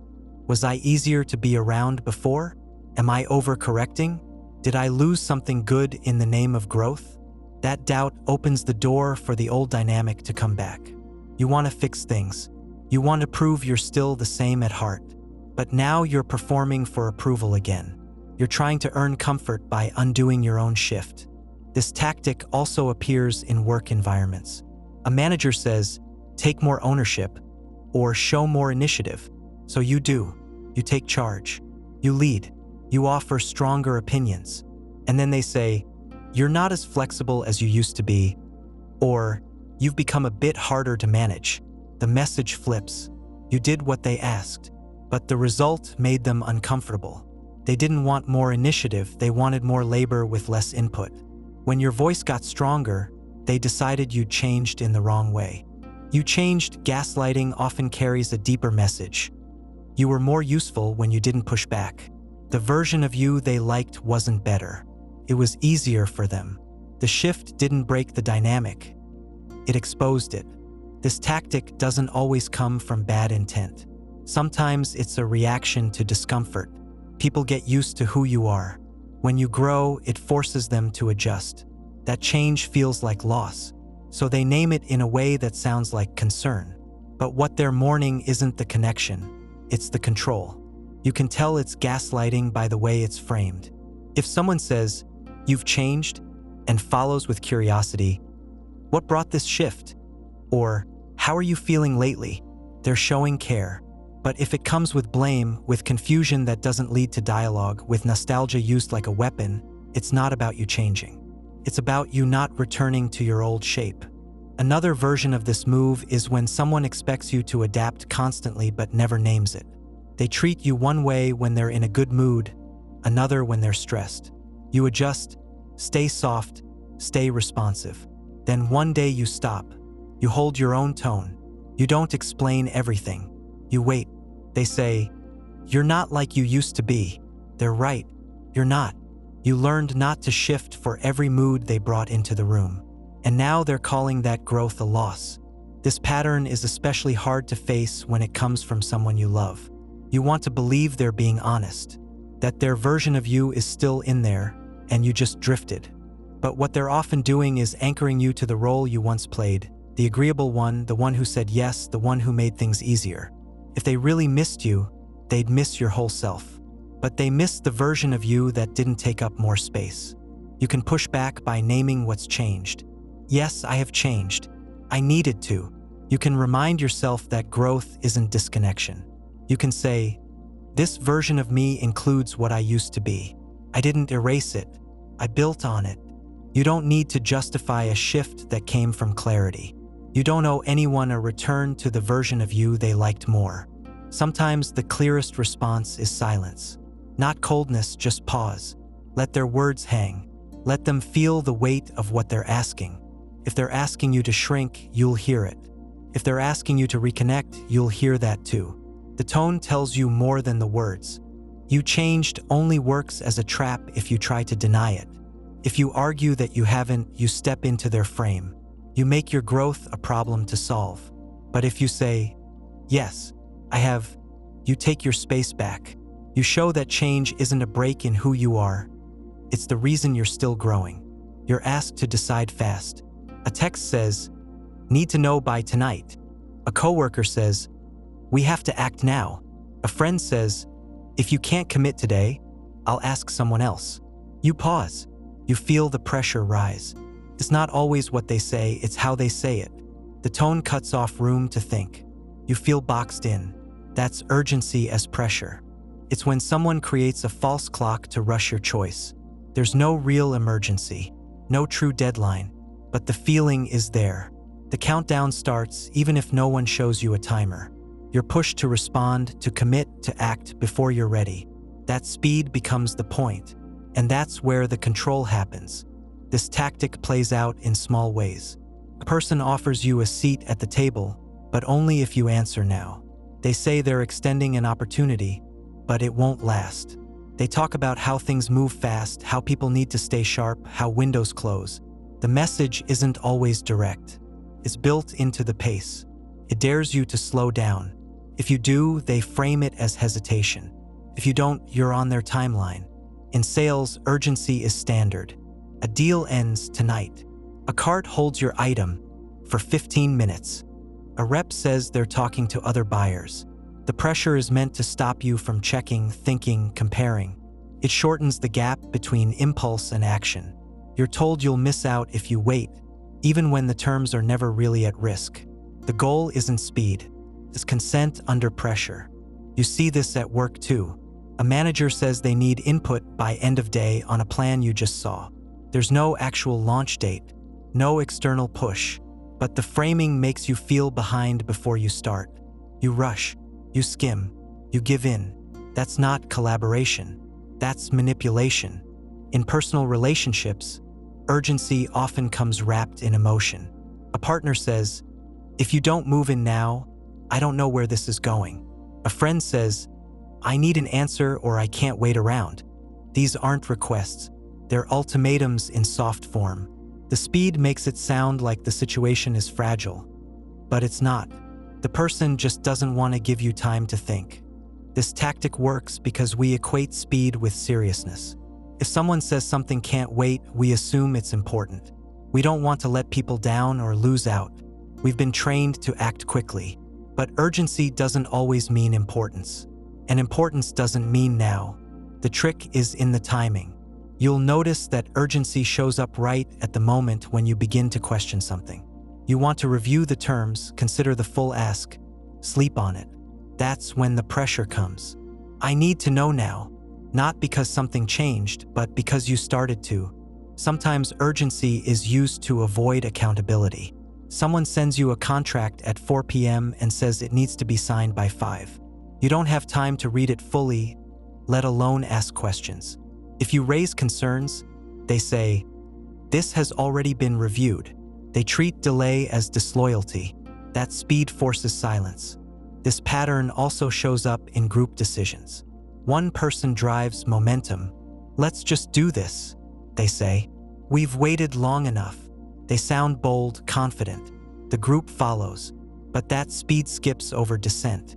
People with doubts don't speak, not because they agree, but because the pace doesn't leave space. Urgency as pressure plays off fear. Fear of missing a chance. Fear of disappointing someone. Fear of being the one who slows things down. It makes people feel like saying, "I need time" is a weakness, but it's not. That pause is where clarity lives. That space is where real decisions happen. The person using urgency doesn't have to be loud. They can smile, act casual, sound upbeat. "Hey, just need a quick yes and we're good to go." They frame it as routine. But if you say no or ask for time, their tone shifts. Suddenly you're being difficult. The move shows itself only when you push back. You can tell this tactic apart by watching the stakes. If the person really needs an answer now, they'll explain why. They'll offer context, share deadlines, give you what you need to make a smart choice. If they just say, "I need it now," and nothing more, it's about pressure, not planning. Sometimes people don't realize they're doing this. They grew up in systems where acting fast looked like strength. They've seen speed win more often than honesty. They learned that hesitation loses leverage. So they move fast. They expect others to follow. But that doesn't mean you have to. You don't have to match someone else's clock. If something's right, it will hold. You can say, "I want to think about this." You can say, "Let me review and circle back." You don't need to argue. You just need to step off the false track. If they say, "You're going to lose your chance," you can ask, "Why is this only available now?" If the answer sounds vague, you know what the move is. The right people will respect your pause. They won't use time against you. They won't treat reflection as a red flag. They'll wait because they know what real yes looks like. It takes time, thought, wait. Urgency as pressure wants the opposite. It wants a yes before you check, before you breathe, before you notice what your gut is telling you. That's the move. And it's clear when you look at what happens after the rush. Do they follow up with care or disappear? Do they thank you or blame you for stalling? A rushed yes often becomes regret. A slow no can become peace. You don't owe anyone your speed. You owe yourself your own timeline, not because you're unsure, but because the choice matters. And choices that matter deserve space. Not pressure dressed up as a deadline, just room to decide what's right. You do the work. You show up on time, give thoughtful input, help others behind the scenes. People nod, use your ideas, take your help, but the credit skips you. You're not thanked in the recap. You're not invited to the next step. You're left off the message thread. No one says you did badly. They just say nothing. That's passive disqualification. It's not direct. It's not open rejection. It's absence. You aren't excluded with words. You're excluded with silence. The team goes to lunch and you hear about it later. A manager gives praise in a meeting and skips over your part. Your work gets used, but your name doesn't. You start to wonder if you misunderstood. Were you supposed to speak up more? Did they forget on purpose? That doubt is the point. This tactic works because it hides behind ambiguity. You can't point to a single insult. There's no moment of confrontation. You're just not seen, not picked, not included.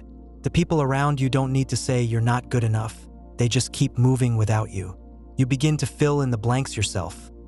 Maybe you're not ready, not liked, not the right fit. That's the real move. They don't have to disqualify you. You start doing it to yourself. It often starts small. You share an idea, and the group responds with nods but no follow-up. Later, someone repeats it with different words, and now it lands. You're not mentioned. No one looks at you. The idea's been absorbed, but the credit's been rerouted. You tell yourself it's fine. At least it's being used. But over time, that pattern strips you of voice. You're contributing, but not counted. In social circles, this looks like subtle shifts in energy. You're in the room, but not drawn into the conversation.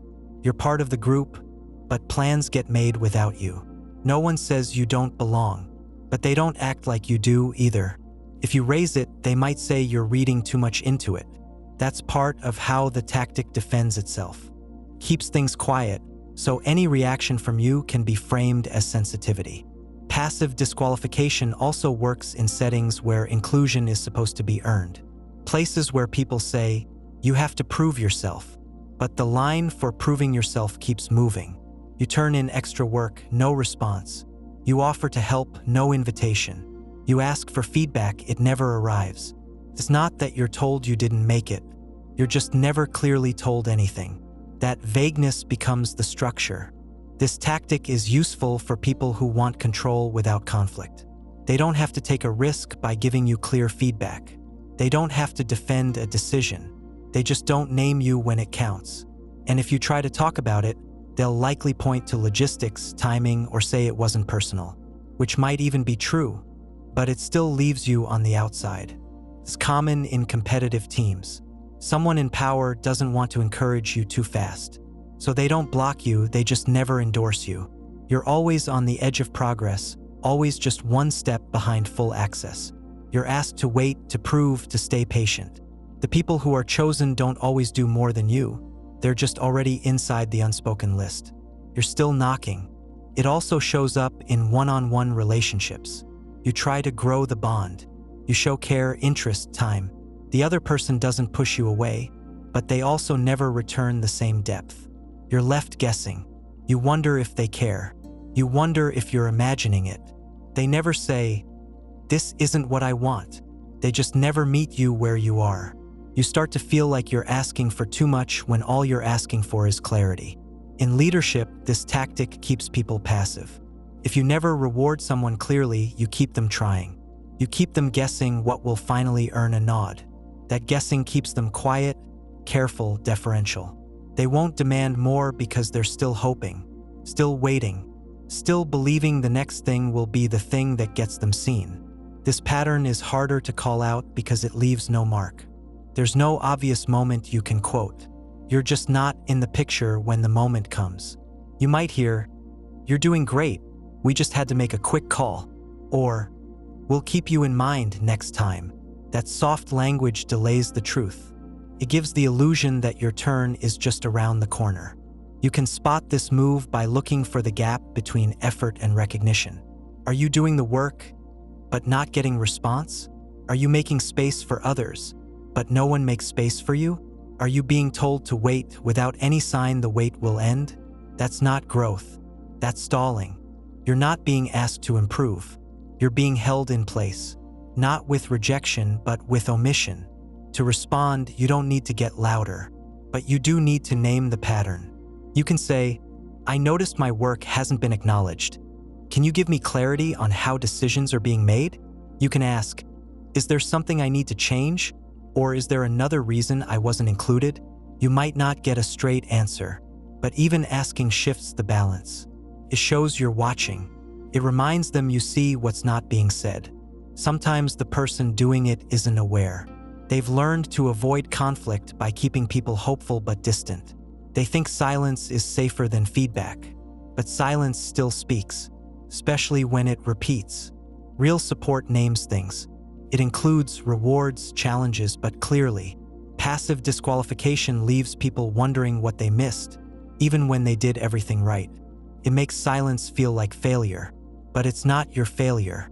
It's a tactic, and once you name it, it loses some of its power. You stop chasing answers that won't come. You start choosing where your work is seen and where it's merely used. Someone makes a comment about your outfit.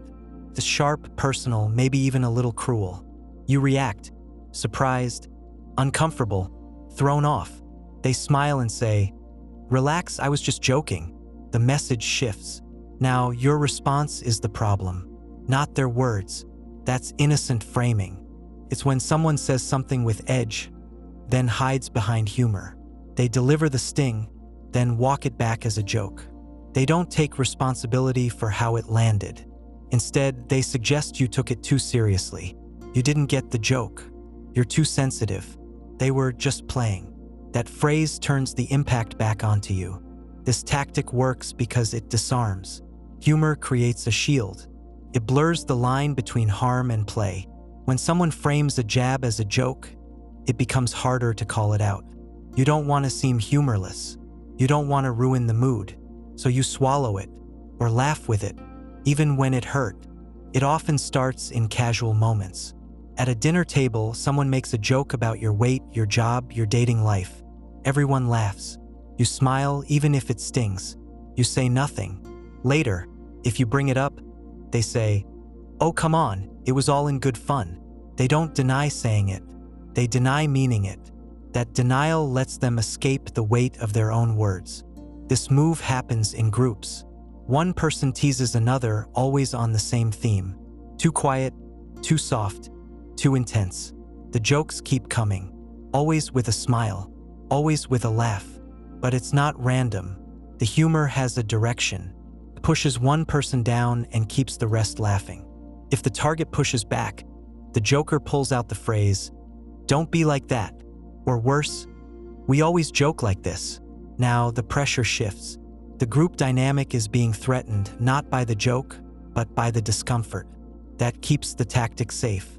You see this in close relationships. A partner makes fun of something small. How you pronounce a word, how long it takes you to get ready, how you respond in a certain situation. You bring it up and they say, "I was teasing," but the teasing isn't kind. It always leaves a mark. It points to something they want you to notice and fix, but instead of asking directly, they dress it up as a joke. That way, if you react, they get to say you can't take one. This kind of comment isn't random. It has a function. Sometimes it tests boundaries. Sometimes it delivers feedback without taking risk. Sometimes it's a disguised judgment. Either way, the joke isn't harmless. It's a delivery system. It's how the speaker gets to say something pointed without being held accountable for the result. Innocent framing becomes more effective when the speaker does it with charm. They say it with a smile. Their tone stays light. They laugh first. They act surprised if you take it seriously.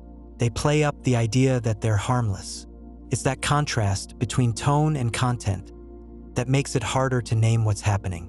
You might hear, "Wow, you're really going to make a thing out of this?" Or, "You know, I'd never mean it like that." But you're not reacting to tone. You're reacting to meaning. The words did something. They landed. And that landing is real no matter how light the delivery was. In the workplace, innocent framing can undercut someone without seeming unprofessional.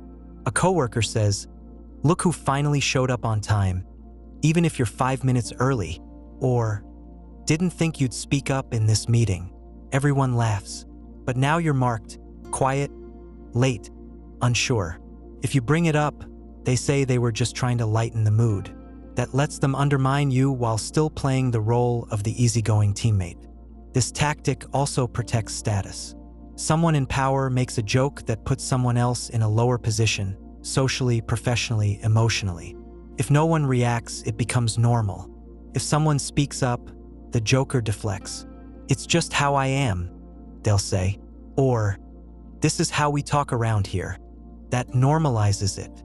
Anyone who objects becomes the one who doesn't fit. Innocent framing works best when people want to belong. No one wants to be the person who can't take a joke. So people stay quiet. They laugh when they don't want to. They play along.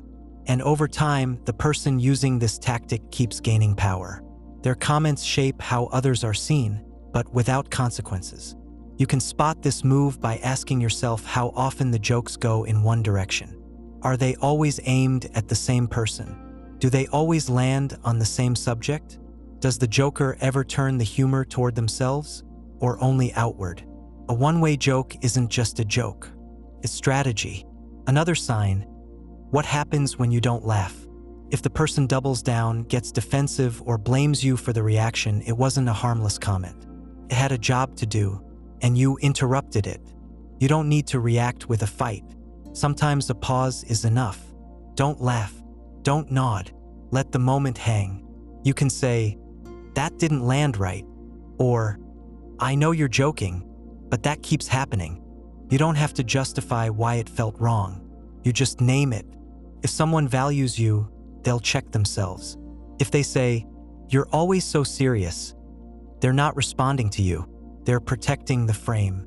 That tells you what they're really doing. Words matter. Tone doesn't erase meaning. A joke isn't free just because it's said with a smile. If it stings, if it shames, if it puts someone down while protecting the speaker, it's not innocent. It's shaped. And naming that shape is the first step to breaking it. You feel tense. You've spent the day trying to fix a mistake someone else caused. Maybe it was a missed message, a changed plan, or a task dropped at the last minute. That person shows up at the end of it all, smiling. They say, "Glad we got through it," or, "It's all sorted now thanks to me." You want to argue, but you're too tired. Their name is now tied to the moment of relief, not the trouble before it. That's emotional tagging. It's when someone attaches themselves to your good feeling, even if they caused the bad one. They don't fix the problem entirely. They just show up right before the tension breaks, or after it does, and act like they've been part of the solution the whole time. They create a link in your memory. Their presence equals resolution. But they skip the part where they created the stress, ignored your concern, or made things worse. This happens in personal relationships. A partner causes a fight by dismissing your feelings or failing to follow through on something. The conversation spirals, drags on, drains you. Hours later, they hug you, make a joke, order food, turn on your favorite show. Now they're the bringer of peace. They say, "Let's not stay mad. I don't like us like that." But they were the reason it happened. Still, your brain starts to link their voice or their warmth to the moment you felt better. That's the tag. In families, it's often subtle. A parent applies pressure for days, about school, chores, your choices. Then suddenly they praise you for handling everything so well. They offer affection, a calm tone, maybe a gift. That shift gives the feeling of care. But it's being given by the same person who created the anxiety. Their kindness is real, but it's time to associate their presence with your relief. You don't stop to ask where the stress started. You're just glad it's over. This shows up in work too. A manager adds a surprise task or moves a deadline with little warning. You scramble, work late, feel frustrated. Then they send a nice message or say, "I knew you could handle it. Thanks for stepping up." That comment ties them to your moment of release, even though they built the pressure. They don't mention their part. They link themselves to the outcome, not the cause. You feel seen, even when you were put through something avoidable. Emotional tagging works because humans store feelings with context. If someone is in the room when you feel joy, gratitude, or calm, your mind links that person to the emotion. It doesn't matter if they caused the storm, they were there for the sun. That's what sticks. And over time, the connection grows. They become someone you associate with comfort, even if they also brought the chaos. It's a clever move because it avoids accountability. Instead of saying, "I caused harm and I want to make it right," the person says, "Look how much better things feel now." That skips the hard part. There's no repair, just relief. They offer the feeling you want, peace without the work you need, ownership. This pattern can also train your behavior. If someone always brings the tension and then the resolution, you start to depend on them to break the stress. You forget that they're the reason you needed relief in the first place. You start to look for their approval, their calm moment, their reset as a form of safety. It's a loop. They create the need and then meet it. That makes them feel necessary, even when they're the problem. It's not always done on purpose. Sometimes people grew up in environments where love followed pain, where a good moment only came after a bad one. They learned that comfort only shows up in contrast. So now they repeat it. They create stress, maybe without thinking, and then show up soft when it lifts. They think that makes things right, and for a moment it does. But it doesn't change the pattern. You can spot emotional tagging by watching when the care comes. Does the warmth show up only after you've struggled? Is the kindness timed to your exhaustion, not your well-being? Do they offer peace before offering accountability? If so, the comfort isn't clean. It's attached to control. Another sign is how they talk about the shift. Do they say, "We got through it," when you did most of the work? Do they say, "It's all fine now," instead of, "That shouldn't have happened"? Do they give you praise without admitting their part? That language isn't repair, it's revision. Sometimes the tagging is public. After a rough period, they show up in front of others with praise for you. "She's amazing, handled it all." It sounds generous, but it's also protective. They're rewriting the story to make it look like they supported you, not like they strained you. Others applaud. You're confused. You did the work. You carried the stress.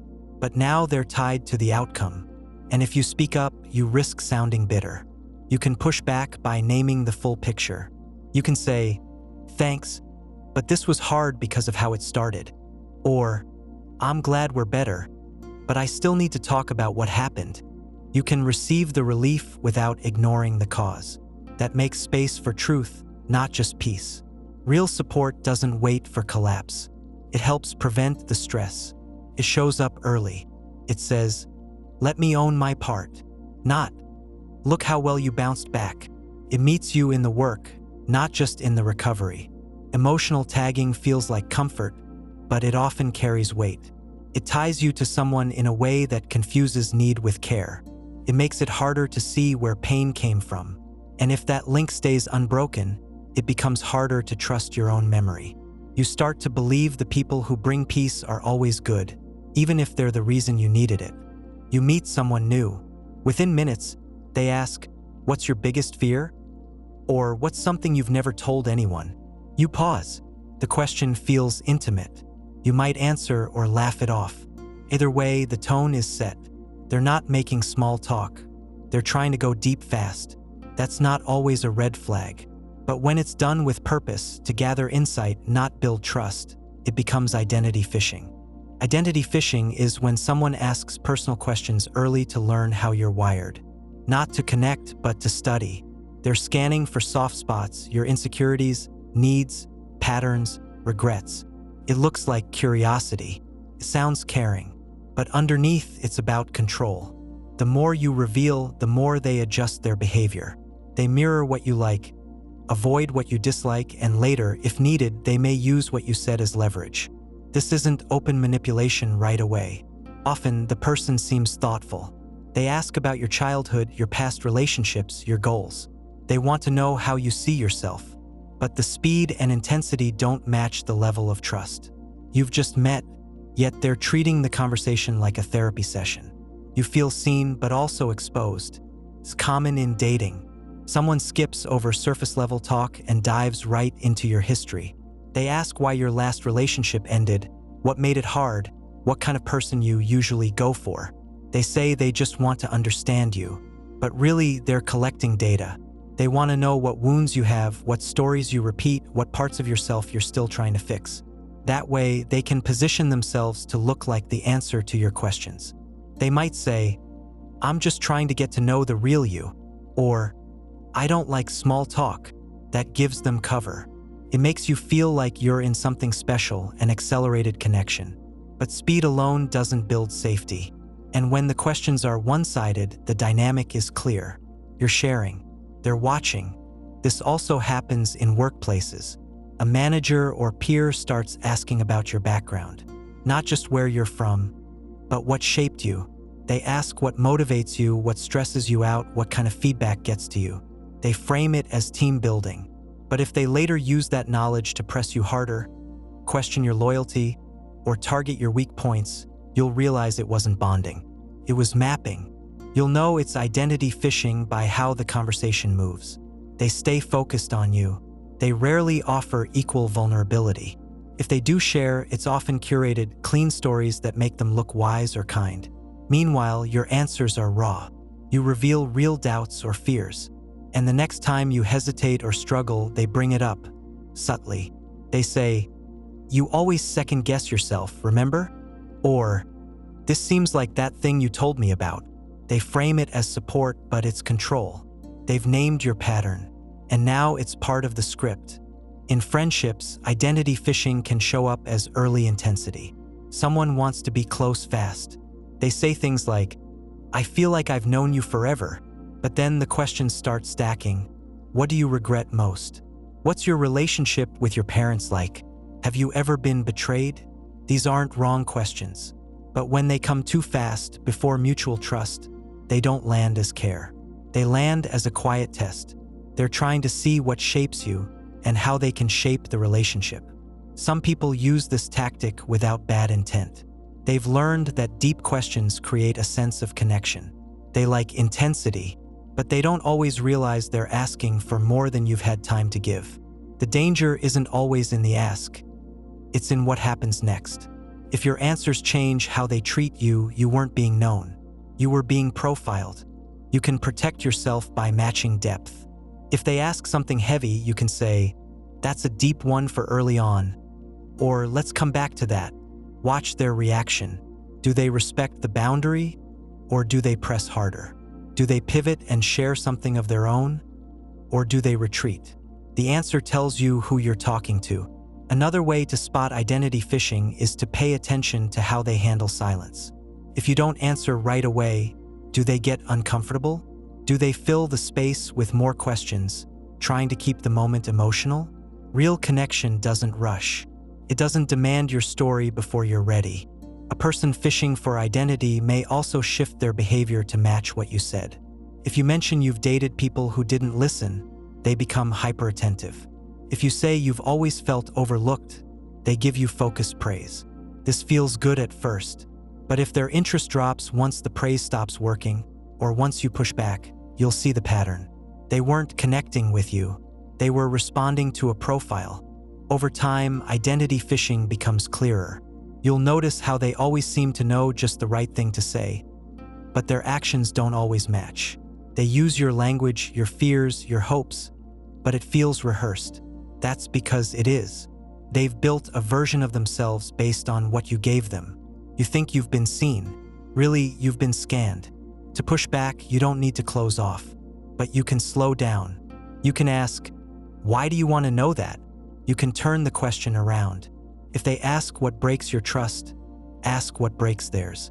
If they flinch, change the subject, or dodge, you've got your answer. They weren't looking to connect. They were trying to get a read. Real closeness builds over time. It invites you in, it doesn't force you open. It respects your pace. And it doesn't use your past as a playbook. When someone wants to know you, they listen. When someone wants to shape you, they collect. The difference is in how they handle your story, whether they hold it or try to use it. Identity fishing sounds like interest, but it acts like strategy. And once you see it, you'll start to feel the difference between being asked and being examined. A heated discussion starts. One side uses facts, history, and clear reasoning. The other side leans on opinion, misdirection, or even denial. A third person steps in and says, "Well, both sides have a point." That sentence sounds fair, feels safe, but it distorts the truth. That's false balance framing. It's when someone gives equal weight to two sides of a debate, even when the evidence, risk, or logic is not equal. They call it neutrality. They say they don't want to take sides, but by pretending both sides hold the same weight, they shift focus away from truth and toward appearance. The goal becomes looking fair, not being accurate. This tactic shows up often in conversations about politics, ethics, and social issues. Say one group argues for equal access to healthcare based on data, studies, and real-world results. Another group says healthcare isn't a right and uses slogans but no consistent evidence. A commentator steps in and says, "Let's hear from both sides equally." That sounds reasonable, but the structure is off. One side is built on lived experience and studied outcomes. The other is built on resistance to change. Giving them the same platform signals they have equal merit. They don't. You see the same pattern in news reporting. A journalist covers climate change. Scientists say the Earth is warming, supported by decades of research. A small group of skeptics disagrees, often backed by political or business interests. To seem balanced, the reporter gives them equal time. But that presentation skews reality. It makes it look like the disagreement is 50-50 when it's not. That's not objectivity, it's distortion. False balance can also appear in personal situations. Imagine someone mistreats a friend, talks behind their back, breaks promises, spreads rumors. When it finally comes out, someone in the group says, "Well, you both made mistakes." That sentence avoids discomfort. It softens the issue, but it also avoids truth. Maybe one person failed to set boundaries or stayed silent too long, but that's not the same as active harm. By flattening the dynamic, the speaker frames the situation as equal when it's not. That lets the person who caused harm escape full responsibility. This move often comes from people who value peace over clarity. They don't want to deal with conflict. So instead of saying, "This side has more weight," they say, "Everyone's at fault." That calms the surface, but it protects the imbalance underneath. Keeps the problem alive while making it harder to name.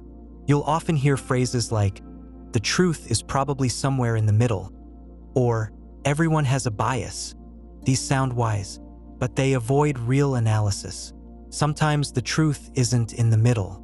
Sometimes the truth is on one side, and the other side is a tactic used to distract, delay, or confuse.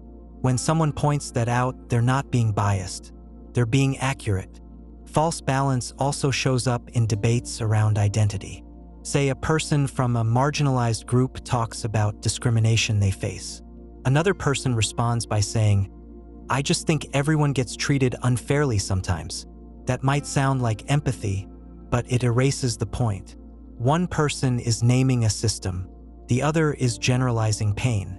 When those responses are treated as equal, the impact gets dismissed. Another form of false balance comes when people try to weigh tone more than content. One side may speak with frustration or anger because they've dealt with the issue for years. The other side stays calm but offers little substance. The observer gives more credit to the calm speaker, even if they say less of value.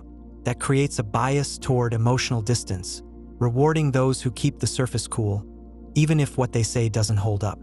This tactic thrives in spaces where people fear being labeled. No one wants to seem one-sided, especially in public. So they say, "I'm just trying to see all perspectives." That phrase has value when it leads to understanding. But when it becomes a shield against choosing, it's empty. Looking at all sides doesn't mean treating them as equal. It means assessing them honestly. How much evidence supports each one? Who is affected? Who benefits from delay or doubt? In relationships, false balance can erode trust.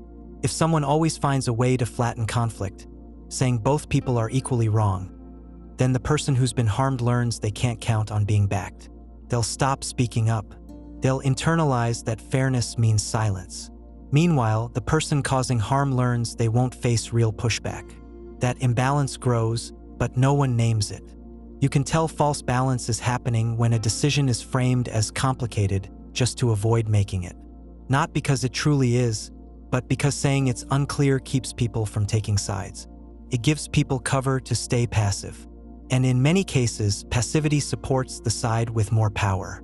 Not every issue has a clean solution. Some topics are nuanced, but nuance isn't the same as neutrality. You can explore complexity and still say, "This side carries more truth." You can admit flaws without flattening the stakes.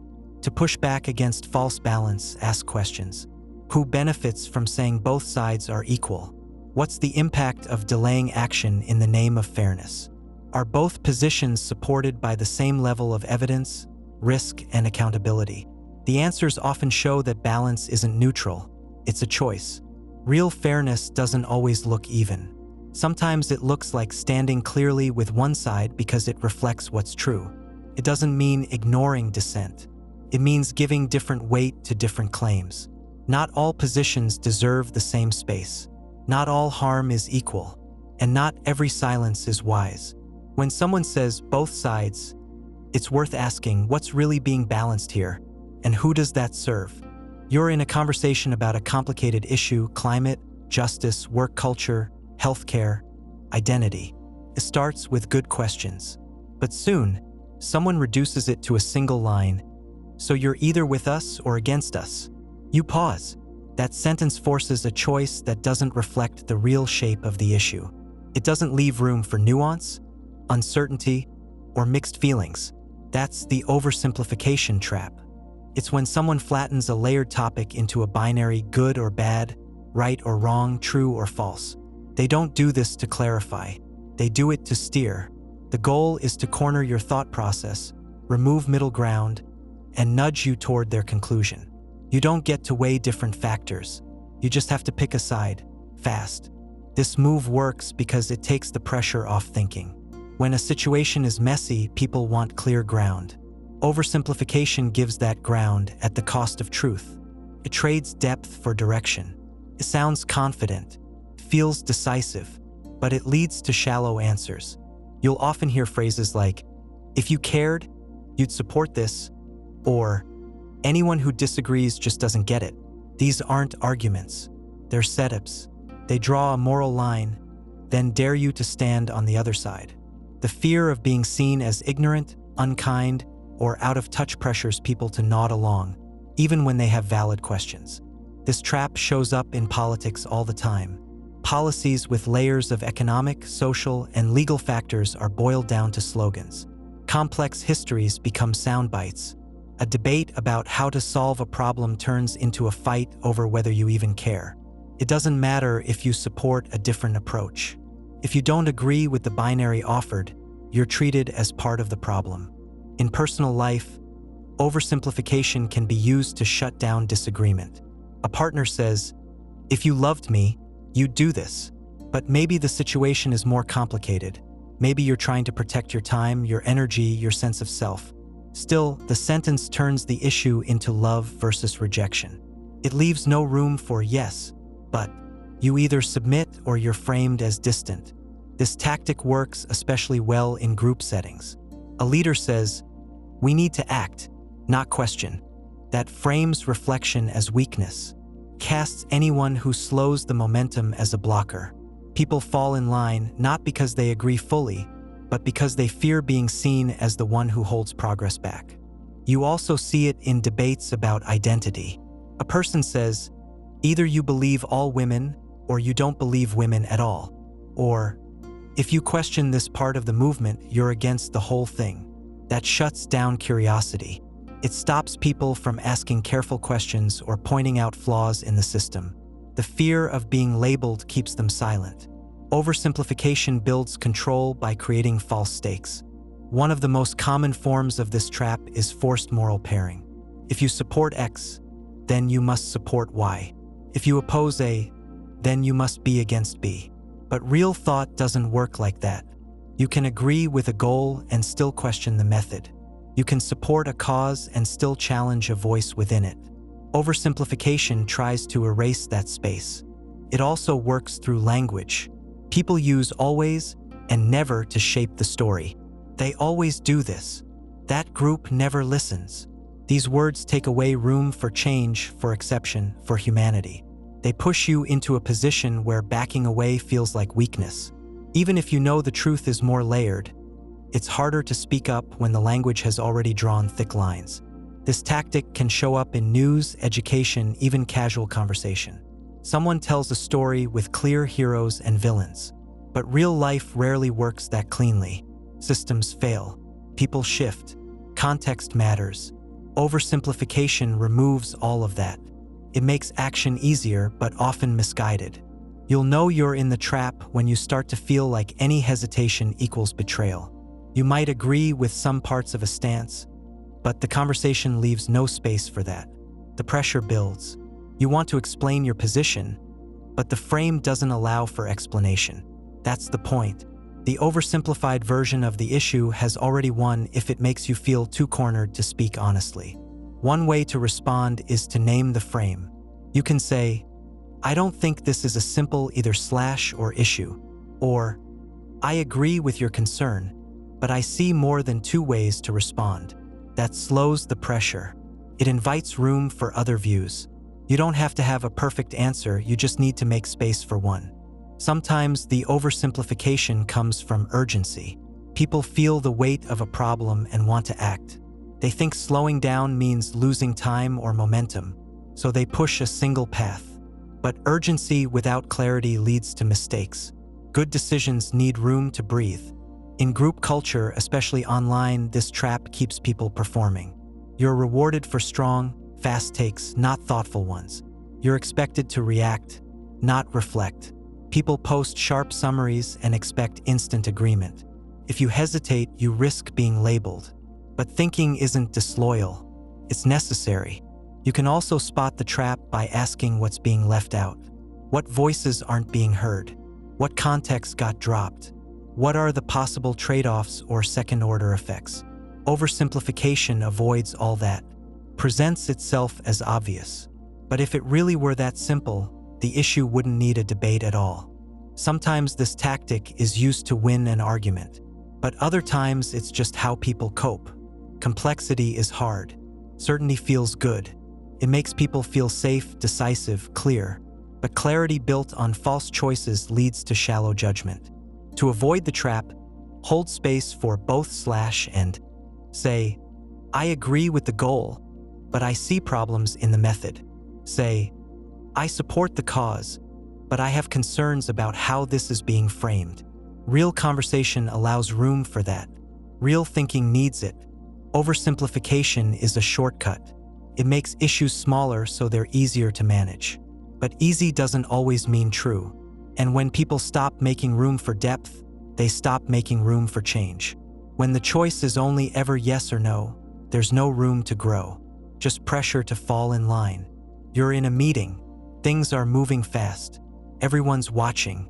Suddenly someone turns to you and says, "What's your plan for fixing this?" You weren't told you'd be asked. You haven't seen the numbers yet. But now the pressure is on. People shift in their seats. Eyes are on you. You try to answer, but your mind stalls. Your voice feels tight. You scramble for words. That's social choking. It's when someone puts you on the spot. Not to hear your thoughts, but to make you stumble. The moment looks like a question. Sounds like inclusion, but it's not neutral. It's meant to throw you off. The setting is public. The pressure is sharp. There's little time to think or breathe. It's not a request for input. It's a setup. This tactic works because most people freeze when caught off guard in front of others. Even confident people can fumble when they don't expect to speak. When you're forced to react with no prep, your focus shifts. You're not thinking clearly. You're managing the moment. Your brain goes from problem solving to damage control. That shift can make you sound unsure, even if you know what you're talking about. The person using this move often knows that. They pick their moment. They wait until the stakes are visible, until the audience is in place. Then they strike. They might do it with a smile. They might act like they're giving you a chance. But if they really wanted your thoughts, they would have asked before the spotlight was on. Social choking isn't always loud or aggressive. It can be subtle. A peer asks you to explain a complex detail in front of a client, even if they know you haven't reviewed the latest version.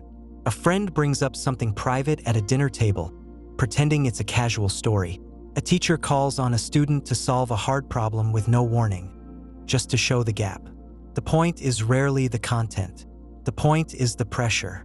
You can spot this move by the timing. Why now? Why here? Who benefits from your discomfort? Often, the person asking gains status when you flinch. They look sharp, prepared, cool under pressure. They come off as bold or inquisitive. Meanwhile, you're left floundering. That contrast is part of the strategy. It raises their value by lowering yours. Sometimes this move is framed as tough love. A manager might say, "We've got to be ready anytime," or "This is how we build resilience." But when the goal is growth, the setting includes support. You're given tools, time, context. With social choking, there's no net, just pressure and judgment. This tactic also thrives in environments where confidence is prized over competence. If the culture rewards fast talk and certainty, people learn to perform, even if the content is weak. In those settings, social choking exposes not lack of knowledge, but lack of polish. People who pause, reflect, or say, "I don't know," get marked as unprepared, even if they're the most honest voice in the room. It also plays into group dynamics. The person being put on the spot is often newer, quieter, or lower in rank. The person doing it is usually comfortable, established, and in control of the setting. That power imbalance makes the tactic more effective. The person who chokes doesn't just lose words, they lose footing. It's important to know that choking doesn't reflect your ability. It reflects the setup. Anyone can stumble when ambushed. That's human. The shame doesn't come from the silence. It comes from how the moment is used. If your hesitation becomes a joke, a story, or a reason to question your value, then the moment was never neutral. It was strategic. To deal with this, don't rush to fill the silence. Take a breath. Say, "I'll need a moment to think through that." Or, "That's something I'd prefer to answer with context. Let me get back to you in a few minutes." That's not evasion. That's control. You're choosing your pace instead of reacting to theirs. If this happens often, pull the pattern into the light.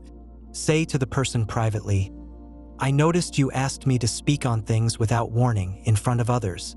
I'd like a heads up if we want to have real conversations."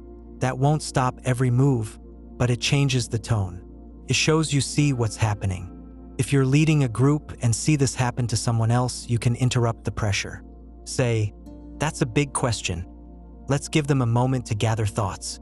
Or redirect. "We can come back to that with more prep." That small protection changes the culture. It says we don't reward ambushes here. Some people use this move because they don't realize its impact. They think they're testing readiness. They confuse discomfort with growth. But growth isn't humiliation. It doesn't need an audience. It needs time, space, and respect. Others know exactly what they're doing. They've learned that catching someone off guard makes them look sharper by comparison.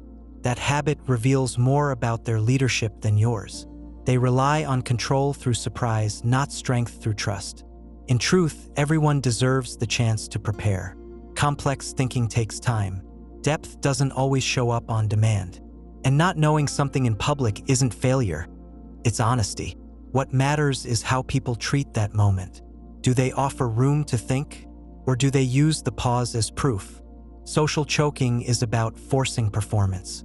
Pretends to be inclusion, but it's about control. Once you see it, you don't have to play along. You can reclaim the pause. You can name the pattern. And you can remind people that real confidence doesn't come from watching others stumble. It comes from making space for them to stand. You're explaining something in a meeting. You're halfway through your point when someone nods and says, "Ah, I wasn't sure that's how it worked." You feel helpful. You finish your thought. But later in the conversation, that same person speaks with authority about the exact topic. Clearly informed, clearly confident. They didn't need your explanation. They wanted you to say it first. That's tactical modesty. It looks like humility. The person acts unsure or uninformed. They say things like, "I could be wrong, but," or "You probably know better than I do." But their language isn't uncertain. It's strategic. They want you to say what they're already thinking so they can see how it lands, protect themselves from risk, or shift the power dynamic without appearing dominant. This move is quiet. It rarely feels aggressive. That's part of what makes it effective. People tend to trust those who seem modest. So when someone downplays what they know, it creates comfort. You open up. You share more. But if they already had that knowledge, what they really gained is positioning. They let you speak first, then step in once it's safe. You'll see this tactic in leadership settings. A senior manager walks into a room and says, "I don't know much about this. What do you all think?" The team starts offering ideas. The manager listens, nods, maybe even asks for clarification.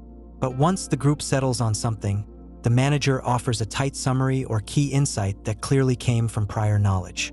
They weren't lost. They were watching. By claiming not to know, they avoided risk. They made others show their cards first. This pattern shows up in negotiation too. One party says, "I'm not sure what a fair number is." "What were you thinking?" You give a figure.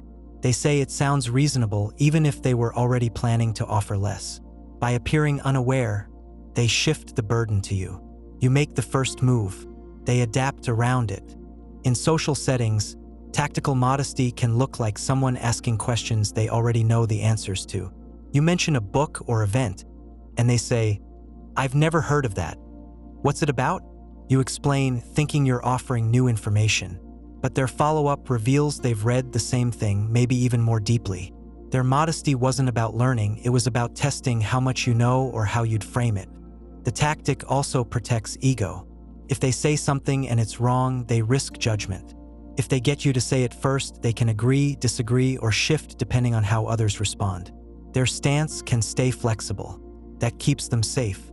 They're not exposed. You are. It becomes more obvious when the person consistently plays it down, only to later step into the spotlight. You'll hear things like, "I didn't think I had much to add," followed by a summary that ties up the conversation. Or, "I'm just listening," followed by a statement that becomes the final word. It's not lack of knowledge, it's control over timing. This move isn't always malicious. Some people learn it as a social defense. They use humility to avoid seeming pushy.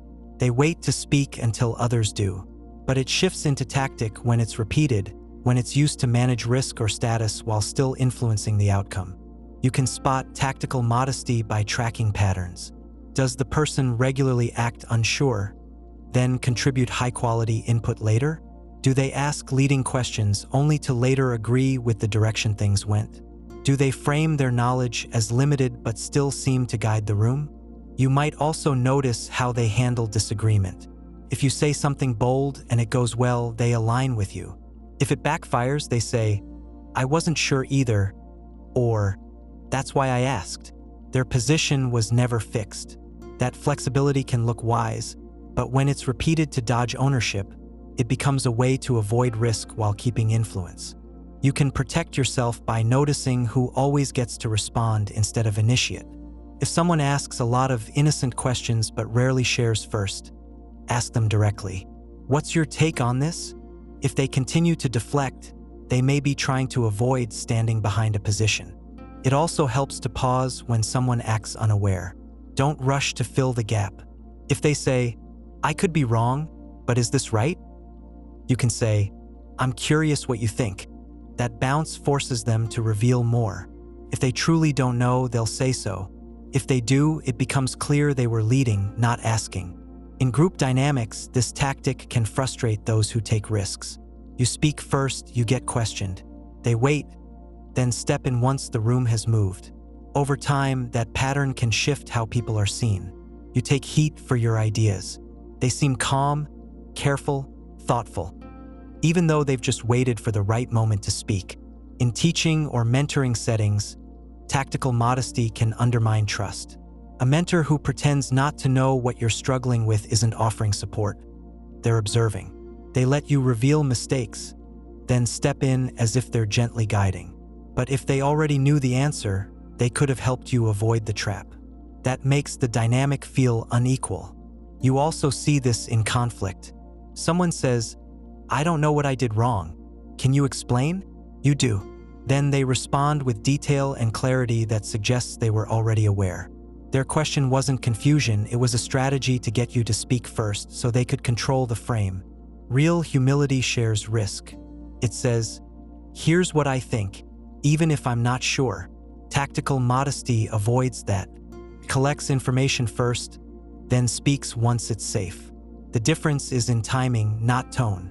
People who use this move often look thoughtful, but over time, they're hard to trust. You never quite know what they know. You can't tell if their questions are honest or calculated. And you begin to feel like they're watching you think, rather than thinking with you. Tactical modesty keeps people off balance. It lets the speaker adjust without exposure. But in spaces that require clarity, trust, or shared risk, it can create distance. If someone always seems modest, yet always ends up in control, they're not just being humble.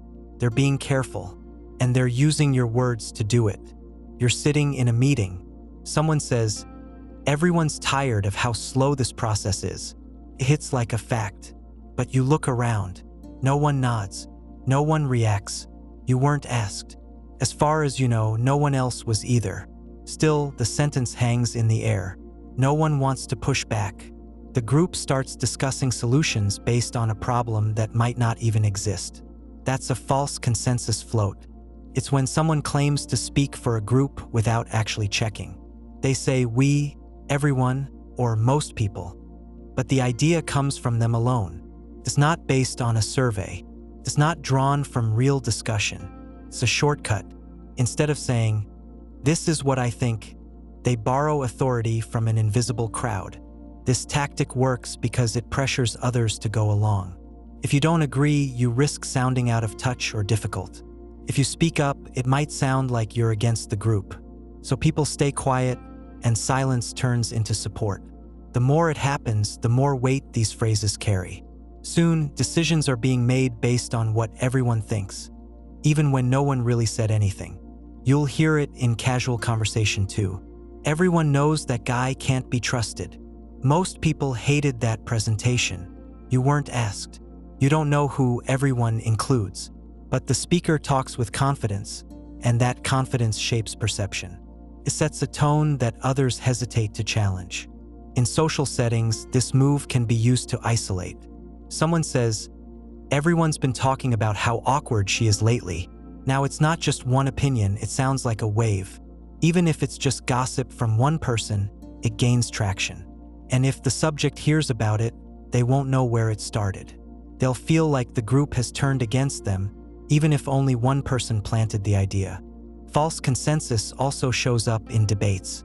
A speaker might say, "Most reasonable people agree." The unspoken message is clear.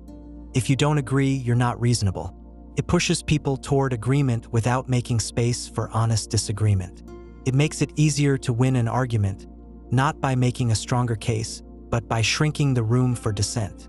Sometimes this tactic is intentional. The speaker knows they don't have broad support, so they fake it. Other times, it's just lazy communication. People assume their view is common and speak from that place. Either way, the result is the same. People stop checking. They stop asking. They assume the conversation has already been had. You'll notice this move most when a big claim is made without evidence. Someone says, "Everybody's sick of working from home," but offers no names, no examples, no context. Or a team lead says, "The whole department wants to move on from this," but you've only heard one complaint. If you press for details and get none, the float becomes obvious. Sometimes the claim includes vague support. "I've been hearing from a lot of people." That sounds more solid. But when you ask who those people are, the answer gets fuzzy. "Well, just around." This lack of clarity lets the speaker dodge accountability. If the claim is challenged, they can walk it back. "I didn't mean everyone, just a few people." But by then, the damage is done. The room has already shifted. One way to respond is to stay neutral but curious. Ask, "Who's everyone?" Or "When did that come up?" Not as a challenge, but as a request for clarity. That puts the burden back on the speaker. If they have real support, they'll name it. If not, they'll either dodge or soften the claim. Either way, you've opened space for others to think critically instead of following along. In group discussions, these phrases can move quickly. One person floats the idea. Others hesitate. No one challenges it. And soon, the team is working from a false starting point. You're solving a problem the group didn't agree existed, or making a choice that never had real backing. And when it fails, no one remembers how the idea started. This dynamic becomes more powerful when the person using it holds status. A manager, a senior team member, a loud voice in a quiet room. Their words carry weight. So when they say, "we all know" or "everybody agrees," it's harder to question. But that's when it matters most. Power amplifies the effect of the float. If left unchecked, it becomes fact through repetition. Sometimes people use this trick to sound like they're being inclusive. I've talked to a few people, and everyone's behind this idea. It sounds like collaboration. But if the few people were handpicked to agree, it's not real consensus.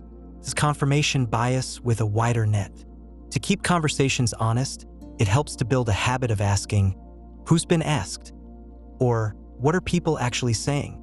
Not as a challenge, but as a check. It grounds the discussion, it slows the drift, and it reminds people that consensus is something you earn, not something you assume. You're going through a rough week.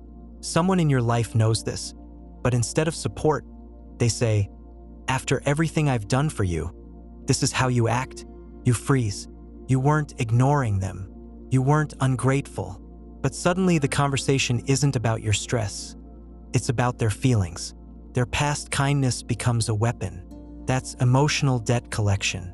It happens when someone gives you support, help, time, or attention, then keeps track of it. They don't mention it at first. They act like they're giving freely. But later, they bring it up not to reflect, but to demand. They expect something in return. More time, more loyalty, more access or guilt. The emotional debt isn't something you agreed to. It was created silently and held until it served their purpose. This move works because people want to be fair. We don't like feeling ungrateful. When someone reminds you of what they've done, especially if it was kind, you feel pressure, not just to match it, but to make it up. You stop asking, "Is this fair?" and start thinking, "Do I owe them?" The language of emotional debt sounds familiar. I was there when no one else was. Remember who helped you when things fell apart. I've done more for you than anyone. These lines are hard to argue with because they're tied to real moments. That's what gives them power. But those moments weren't supposed to be transactions. At least not on the surface. You see this in friendships. One friend helps another through a breakup, lends money, or listens at odd hours. Later, when the dynamic shifts, maybe the friend grows distant or sets boundaries. The helper says, "Wow, after all I did for you?" The past is reactivated as leverage. Support turns into a tally. It shows up in family dynamics too. A parent says, "I gave you everything."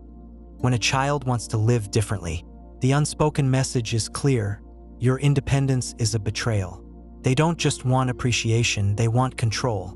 The child feels torn. They know the parent made sacrifices, but now those sacrifices are being used to shape decisions. In romantic relationships, emotional debt collection often appears after a breakup. One person reminds the other of all the ways they showed love or made effort. "I treated you better than anyone else. You said I helped you heal." These may be true, but they come wrapped in a demand. Acknowledge me, stay close, feel bad for leaving. It's not about memory, it's about influence. At work, it can show up when a colleague or boss says, "I stuck my neck out for you." After you express disagreement or move in a new direction, that earlier support becomes a trap. You're expected to repay it not with effort but with compliance. This tactic also works through silence. Someone does something kind, then waits. They don't say what they want, but their energy shifts when you don't respond how they hoped. You sense it. You feel it in the way they withdraw, the way they mention past actions at just the right time. You're not being asked. You're being reminded. It's easy to mistake this pattern for loyalty. After all, relationships are built on mutual support. But the difference is in how the support is handled. Real care doesn't expect a return. It may hope for appreciation, but it doesn't hold receipts. Emotional debt collection does. It waits for the moment to cash in. You can often tell it's happening by how the past gets used. Is someone bringing up their help to build connection or to pressure you? Are they naming their effort to reflect or to steer? Do you feel safe in the memory or trapped in it? This dynamic can be hard to challenge because the original kindness was real. You did appreciate it. You may still, but appreciation doesn't mean obligation. And when someone keeps reminding you of their help, they're not reinforcing love, they're reinforcing control. One common form of this tactic is framing your needs as a lack of gratitude. You try to set a boundary. They say, "I guess I'm just not important anymore." Now your boundary isn't about protecting space.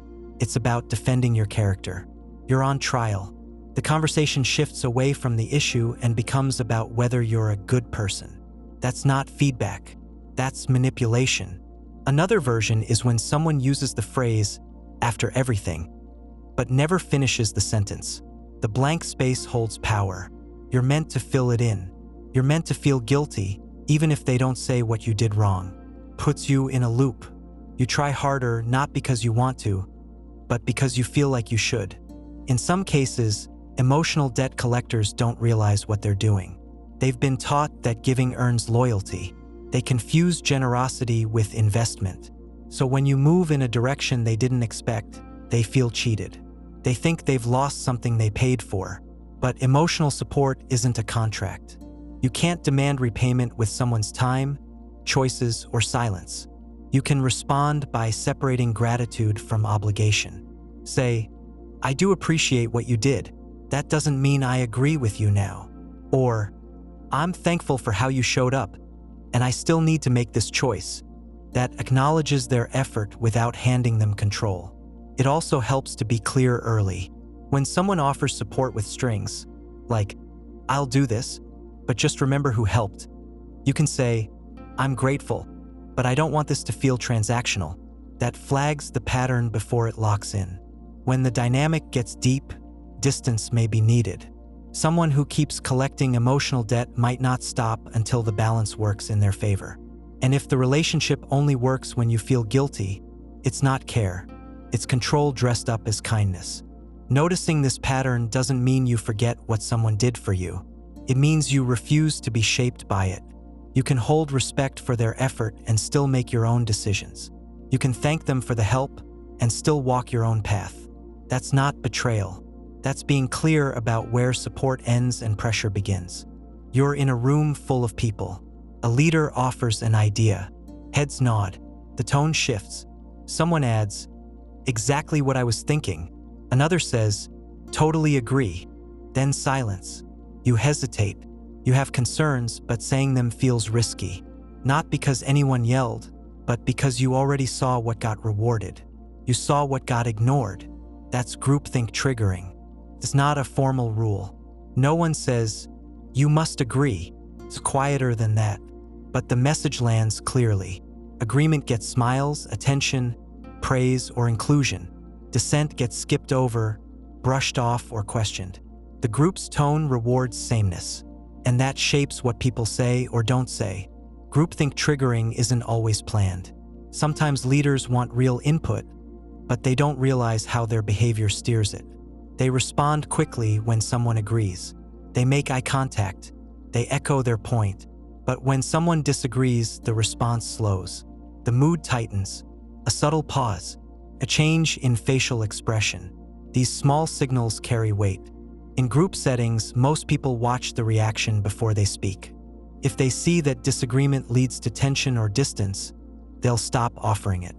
Even thoughtful people start self-censoring. They say what fits, or they say nothing at all. That's how groupthink grows, not through force but through feedback. This shows up in team meetings. Someone floats a decision, "Let's pivot strategy." A few team members nod. One adds support. The boss smiles. You notice who gets follow-up questions, who gets thanked. Then someone hesitantly raises a concern. "Are we sure this aligns with our last review?" The room cools.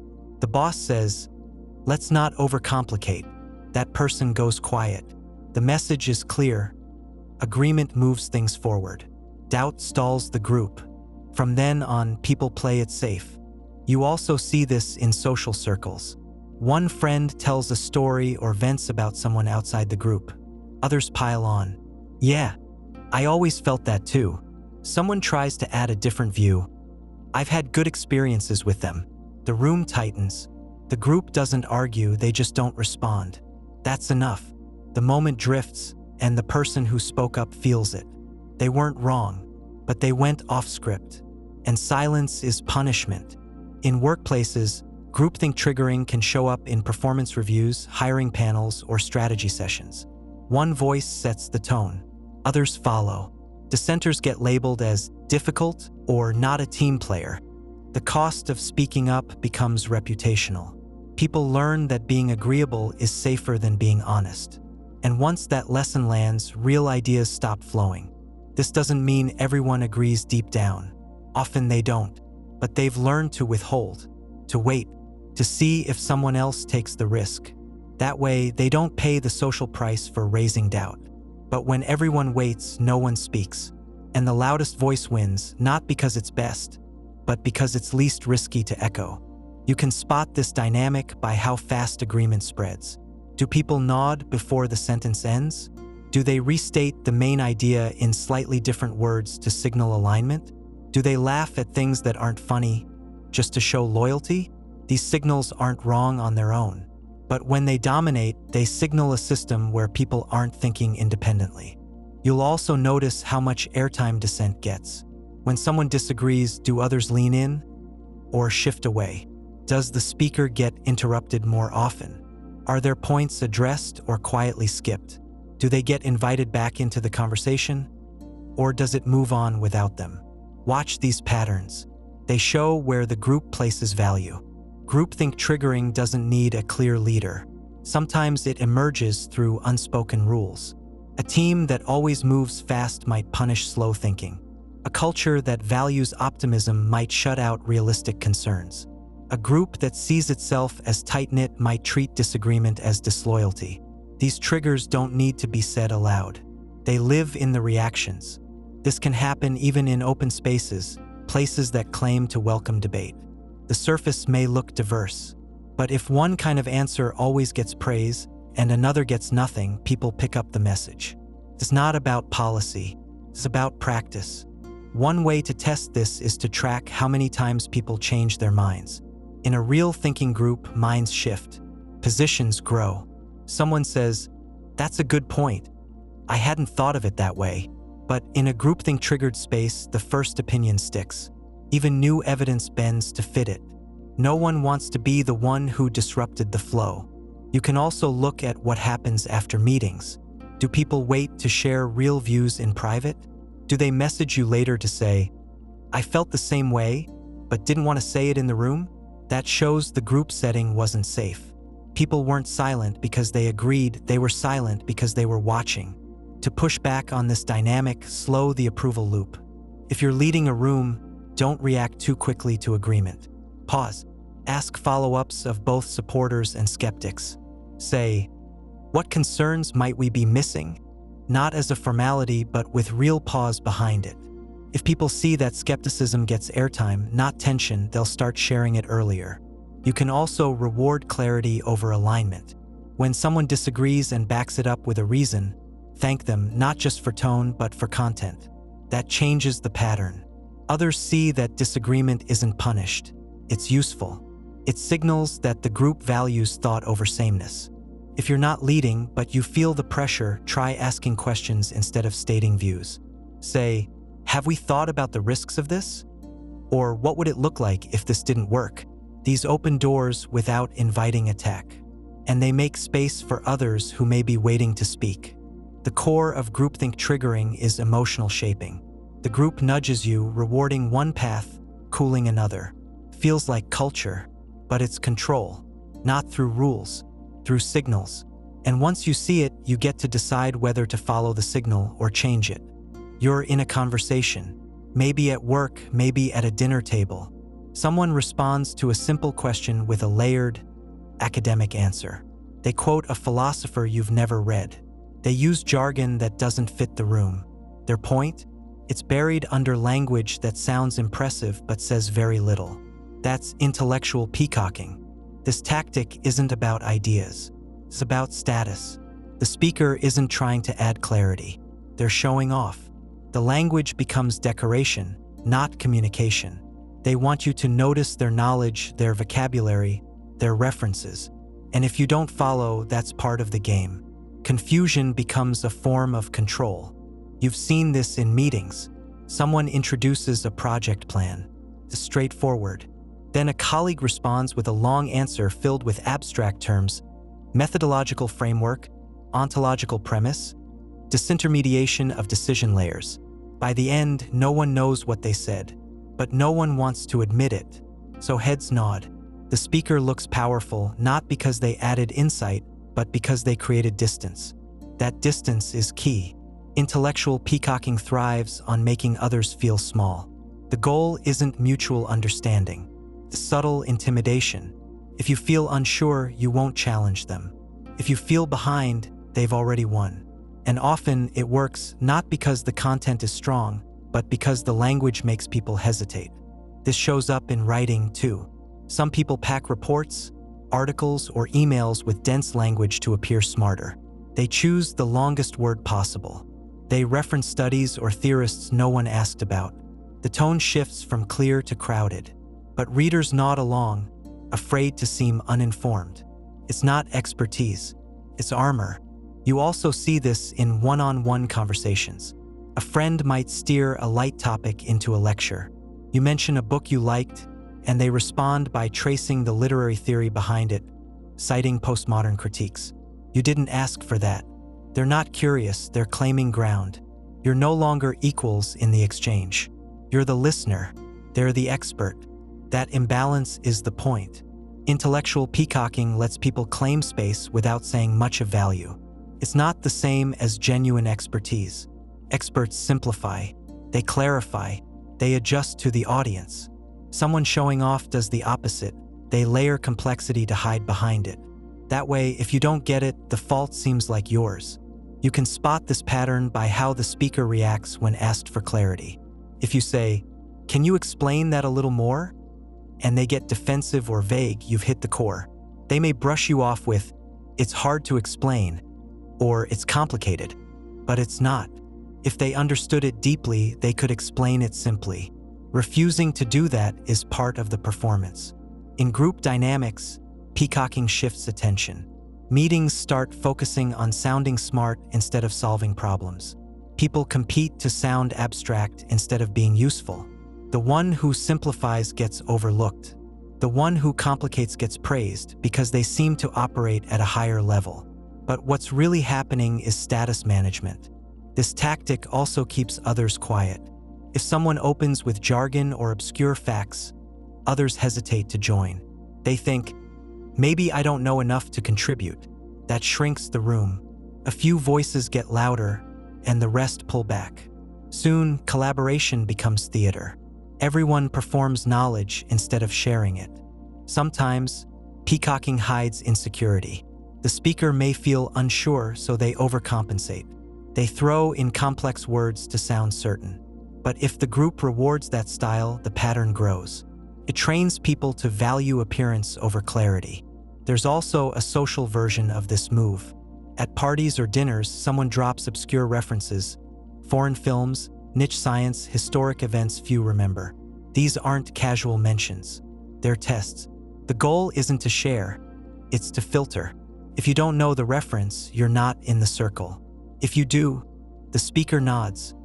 Finally, someone on their level. It's not connection, it's gatekeeping. To push back, keep asking for clarity. Not aggressively, just plainly. "What do you mean by that?" Or, "Can you give an example?" These questions test whether the speaker understands their own point. If they do, they'll welcome the question. If not, they'll retreat into more noise. You can also shift the tone by modeling the opposite. When it's your turn to speak, use clear, grounded language. Talk plainly but precisely. Avoid dressing your ideas in extra layers. That contrast matters. Over time, others start to follow your lead, not because it's flashy, but because it works. In leadership, clarity is power. Peacocking may impress briefly, but it doesn't build trust. People remember how you made them feel, not how complex your language was. A clear answer that helps someone move forward carries more weight than a dense phrase that stops them cold. Not all complex language is bad. Some ideas need precision. Technical terms have value in the right context. But the key difference is purpose. Are you using those words to help or to hide? To invite others in or keep them out? You'll know the answer by watching how the speaker reacts to questions. Do they welcome dialogue or shut it down? Do they make people feel smarter or smaller? That tells you whether you're hearing expertise or display. Intellectual peacocking isn't always loud. It doesn't need to be. It works in the silence that follows when people choose not to speak because they think they're not smart enough. But real intelligence isn't about making others feel less. It's about making the complex feel possible. When someone chooses the opposite, they're not leading, they're performing. And once you see that, you don't have to play along. Someone smiles and says, "You handled that presentation really well," especially for someone new to this. On the surface, it sounds like praise. It might even feel good for a second. But underneath, something lands a little off. The compliment has a catch. The praise lifts you up just enough to make sure you still look up at them. That's a compliment chain. It's when someone offers a compliment that also reinforces their own higher position. The words seem generous, but the structure holds a hidden message. You did well, but I still outrank you. It's a pat on the back that keeps the hand above your shoulder. The compliment is real, but it comes with a frame. These moments don't always feel like attacks. They're smoother than that. A senior colleague says, "You remind me of myself when I was first figuring this out." It sounds kind. It may even come from a well-meaning place. But the effect is clear. You're being praised and positioned. You're not just doing well, you're doing well under them. They've set the hierarchy and made sure you know where you stand. This kind of praise often includes qualifiers. You're surprisingly sharp for someone your age. That was a smart call, especially considering how fast you're learning. The compliment is there, but it's not freestanding. It needs a comparison. It measures your success against their expectation of your limits. And those limits often come from bias, assumptions, or power dynamics they don't name out loud. In creative settings, this might sound like, "Your writing is great. Reminds me of something I might have done a few years ago." Now you're not just good. You're derivative. They've placed themselves as the original and you as the echo. The compliment creates dependency. To be praised, you must align with their taste, their history, their image of what good looks like. This also happens in peer groups. A friend says, "You looked so confident tonight. I didn't expect that from you." It seems like a positive comment, but it sets a baseline. "I thought less of you before." The praise is real, but it reshapes your past to keep the speaker as the one who sees you. You feel visible, but on their terms. In professional environments, compliment chains can shape reputation. A manager might say, "Your instincts are getting better. Keep following the advice I gave you." Now your growth isn't yours alone. It's credited to their input. You did well, but not independently. Their compliment builds them up, even as it lifts you. And that framing spreads. Others hear it. Others absorb the chain. You'll notice this pattern in how people sequence their compliments. Someone gives you credit, then immediately shifts focus back to their own judgment, experience, or insight. "That was a smart call. You must have remembered what I said about that last month." Or, "You've come a long way since we first worked together." It may be true, but the function is to center their role in your growth. Sometimes this shows up as comparison across hierarchy. "You're one of the best interns we've had." Feels good, but it also locks you into a category, intern, not peer. The compliment is real, but it keeps you in a lane, creates a ceiling even while praising your height. Compliment chains also show up in more subtle language. A phrase like "impressive," "considering," or "for someone who hasn't," does this without sounding negative. It lowers the starting point of your success. You're not just competent, you're competent relative to some implied shortcoming. Keeps the speaker in control of the frame. This tactic can be tricky to spot because it doesn't always come with bad intent. Some people use these phrases because they learn to give praise by softening it with context. They think it's encouraging to show progress or promise, but the impact remains. The praise includes a reminder of the gap. In team dynamics, this can affect trust. You start to feel like compliments aren't just about your work, they're about your place. You notice who always needs to mention their own experience when praising yours. You notice which compliments come with limits and which are clean. Over time, those patterns shape how safe it feels to grow in front of that person. A clean compliment is simple. You did great on that. Full stop. No qualifiers. No comparisons. Just recognition. You feel it land in your chest, not your head. It doesn't make you think about rank, expectation, or status. It reflects something you did, not how it made them feel superior. To respond to a compliment chain, you can choose not to react to the framing. If someone says, "That was impressive for your level," you can reply with, "Thanks, I've been putting a lot into it." You accept the praise but ignore the implied hierarchy. You don't correct it, but you don't reinforce it either. If the pattern repeats and the dynamic starts to feel limiting, you might name it gently. I've noticed the praise sometimes includes comparisons. I'd appreciate hearing more directly what worked. That centers your work, not your status. It invites clarity. In leadership roles, being aware of this pattern matters. The way you give compliments shapes how people see themselves. If every bit of praise comes with a reminder of how far they've come, they'll start to feel like they're always catching up. If your compliment always loops back to you, it tells people that their success can never fully belong to them. The difference isn't subtle to the person hearing it. They know when they've been complimented versus positioned. They know when they've been recognized versus measured. A compliment chain is like handing someone a gift, but leaving the tag on with your name in bold. The gift counts, but so does the message. You walk into a room wearing something new. Someone looks you up and down and says, "That's an interesting choice. Were you trying to make a statement?" They smile. "Just asking." The words seem harmless, but the tone isn't neutral. You didn't get a real question. You got a judgment wrapped in soft language. That's the just asking trick. It shows up when someone wants to criticize, doubt, or undermine but doesn't want to own it. Instead of stating their view, they frame it as a question. That way, if you push back, they can retreat. Relax, I was only asking, but the impact has already landed. You heard the point. You felt the judgment, and now you're the one defending yourself while they claim innocence. This move works because questions feel safer than statements. A question sounds curious, open, even generous. But not all questions are meant to learn. Some are meant to poke. They're phrased as curiosity, but built to imply something negative. They let the speaker avoid the risk of being wrong or called out. If you react, they accuse you of overthinking. If you ignore it, the message spreads quietly. You see this in work environments. You present a plan. Someone says, "Do you really think the client will understand this?" That's not a neutral question. It signals doubt about your judgment. But instead of saying, "I don't think this works," they make you carry the weight of the answer.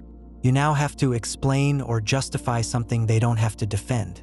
And if your answer isn't perfect, they win the point without ever making a claim. This tactic shows up in social conversations too. You talk about a choice, who you're dating, what you're studying, where you're moving. Someone responds with, "Are you sure that's the best idea?" Or, "Why would you choose that over something more stable?" These aren't true requests for explanation. They're veiled critiques.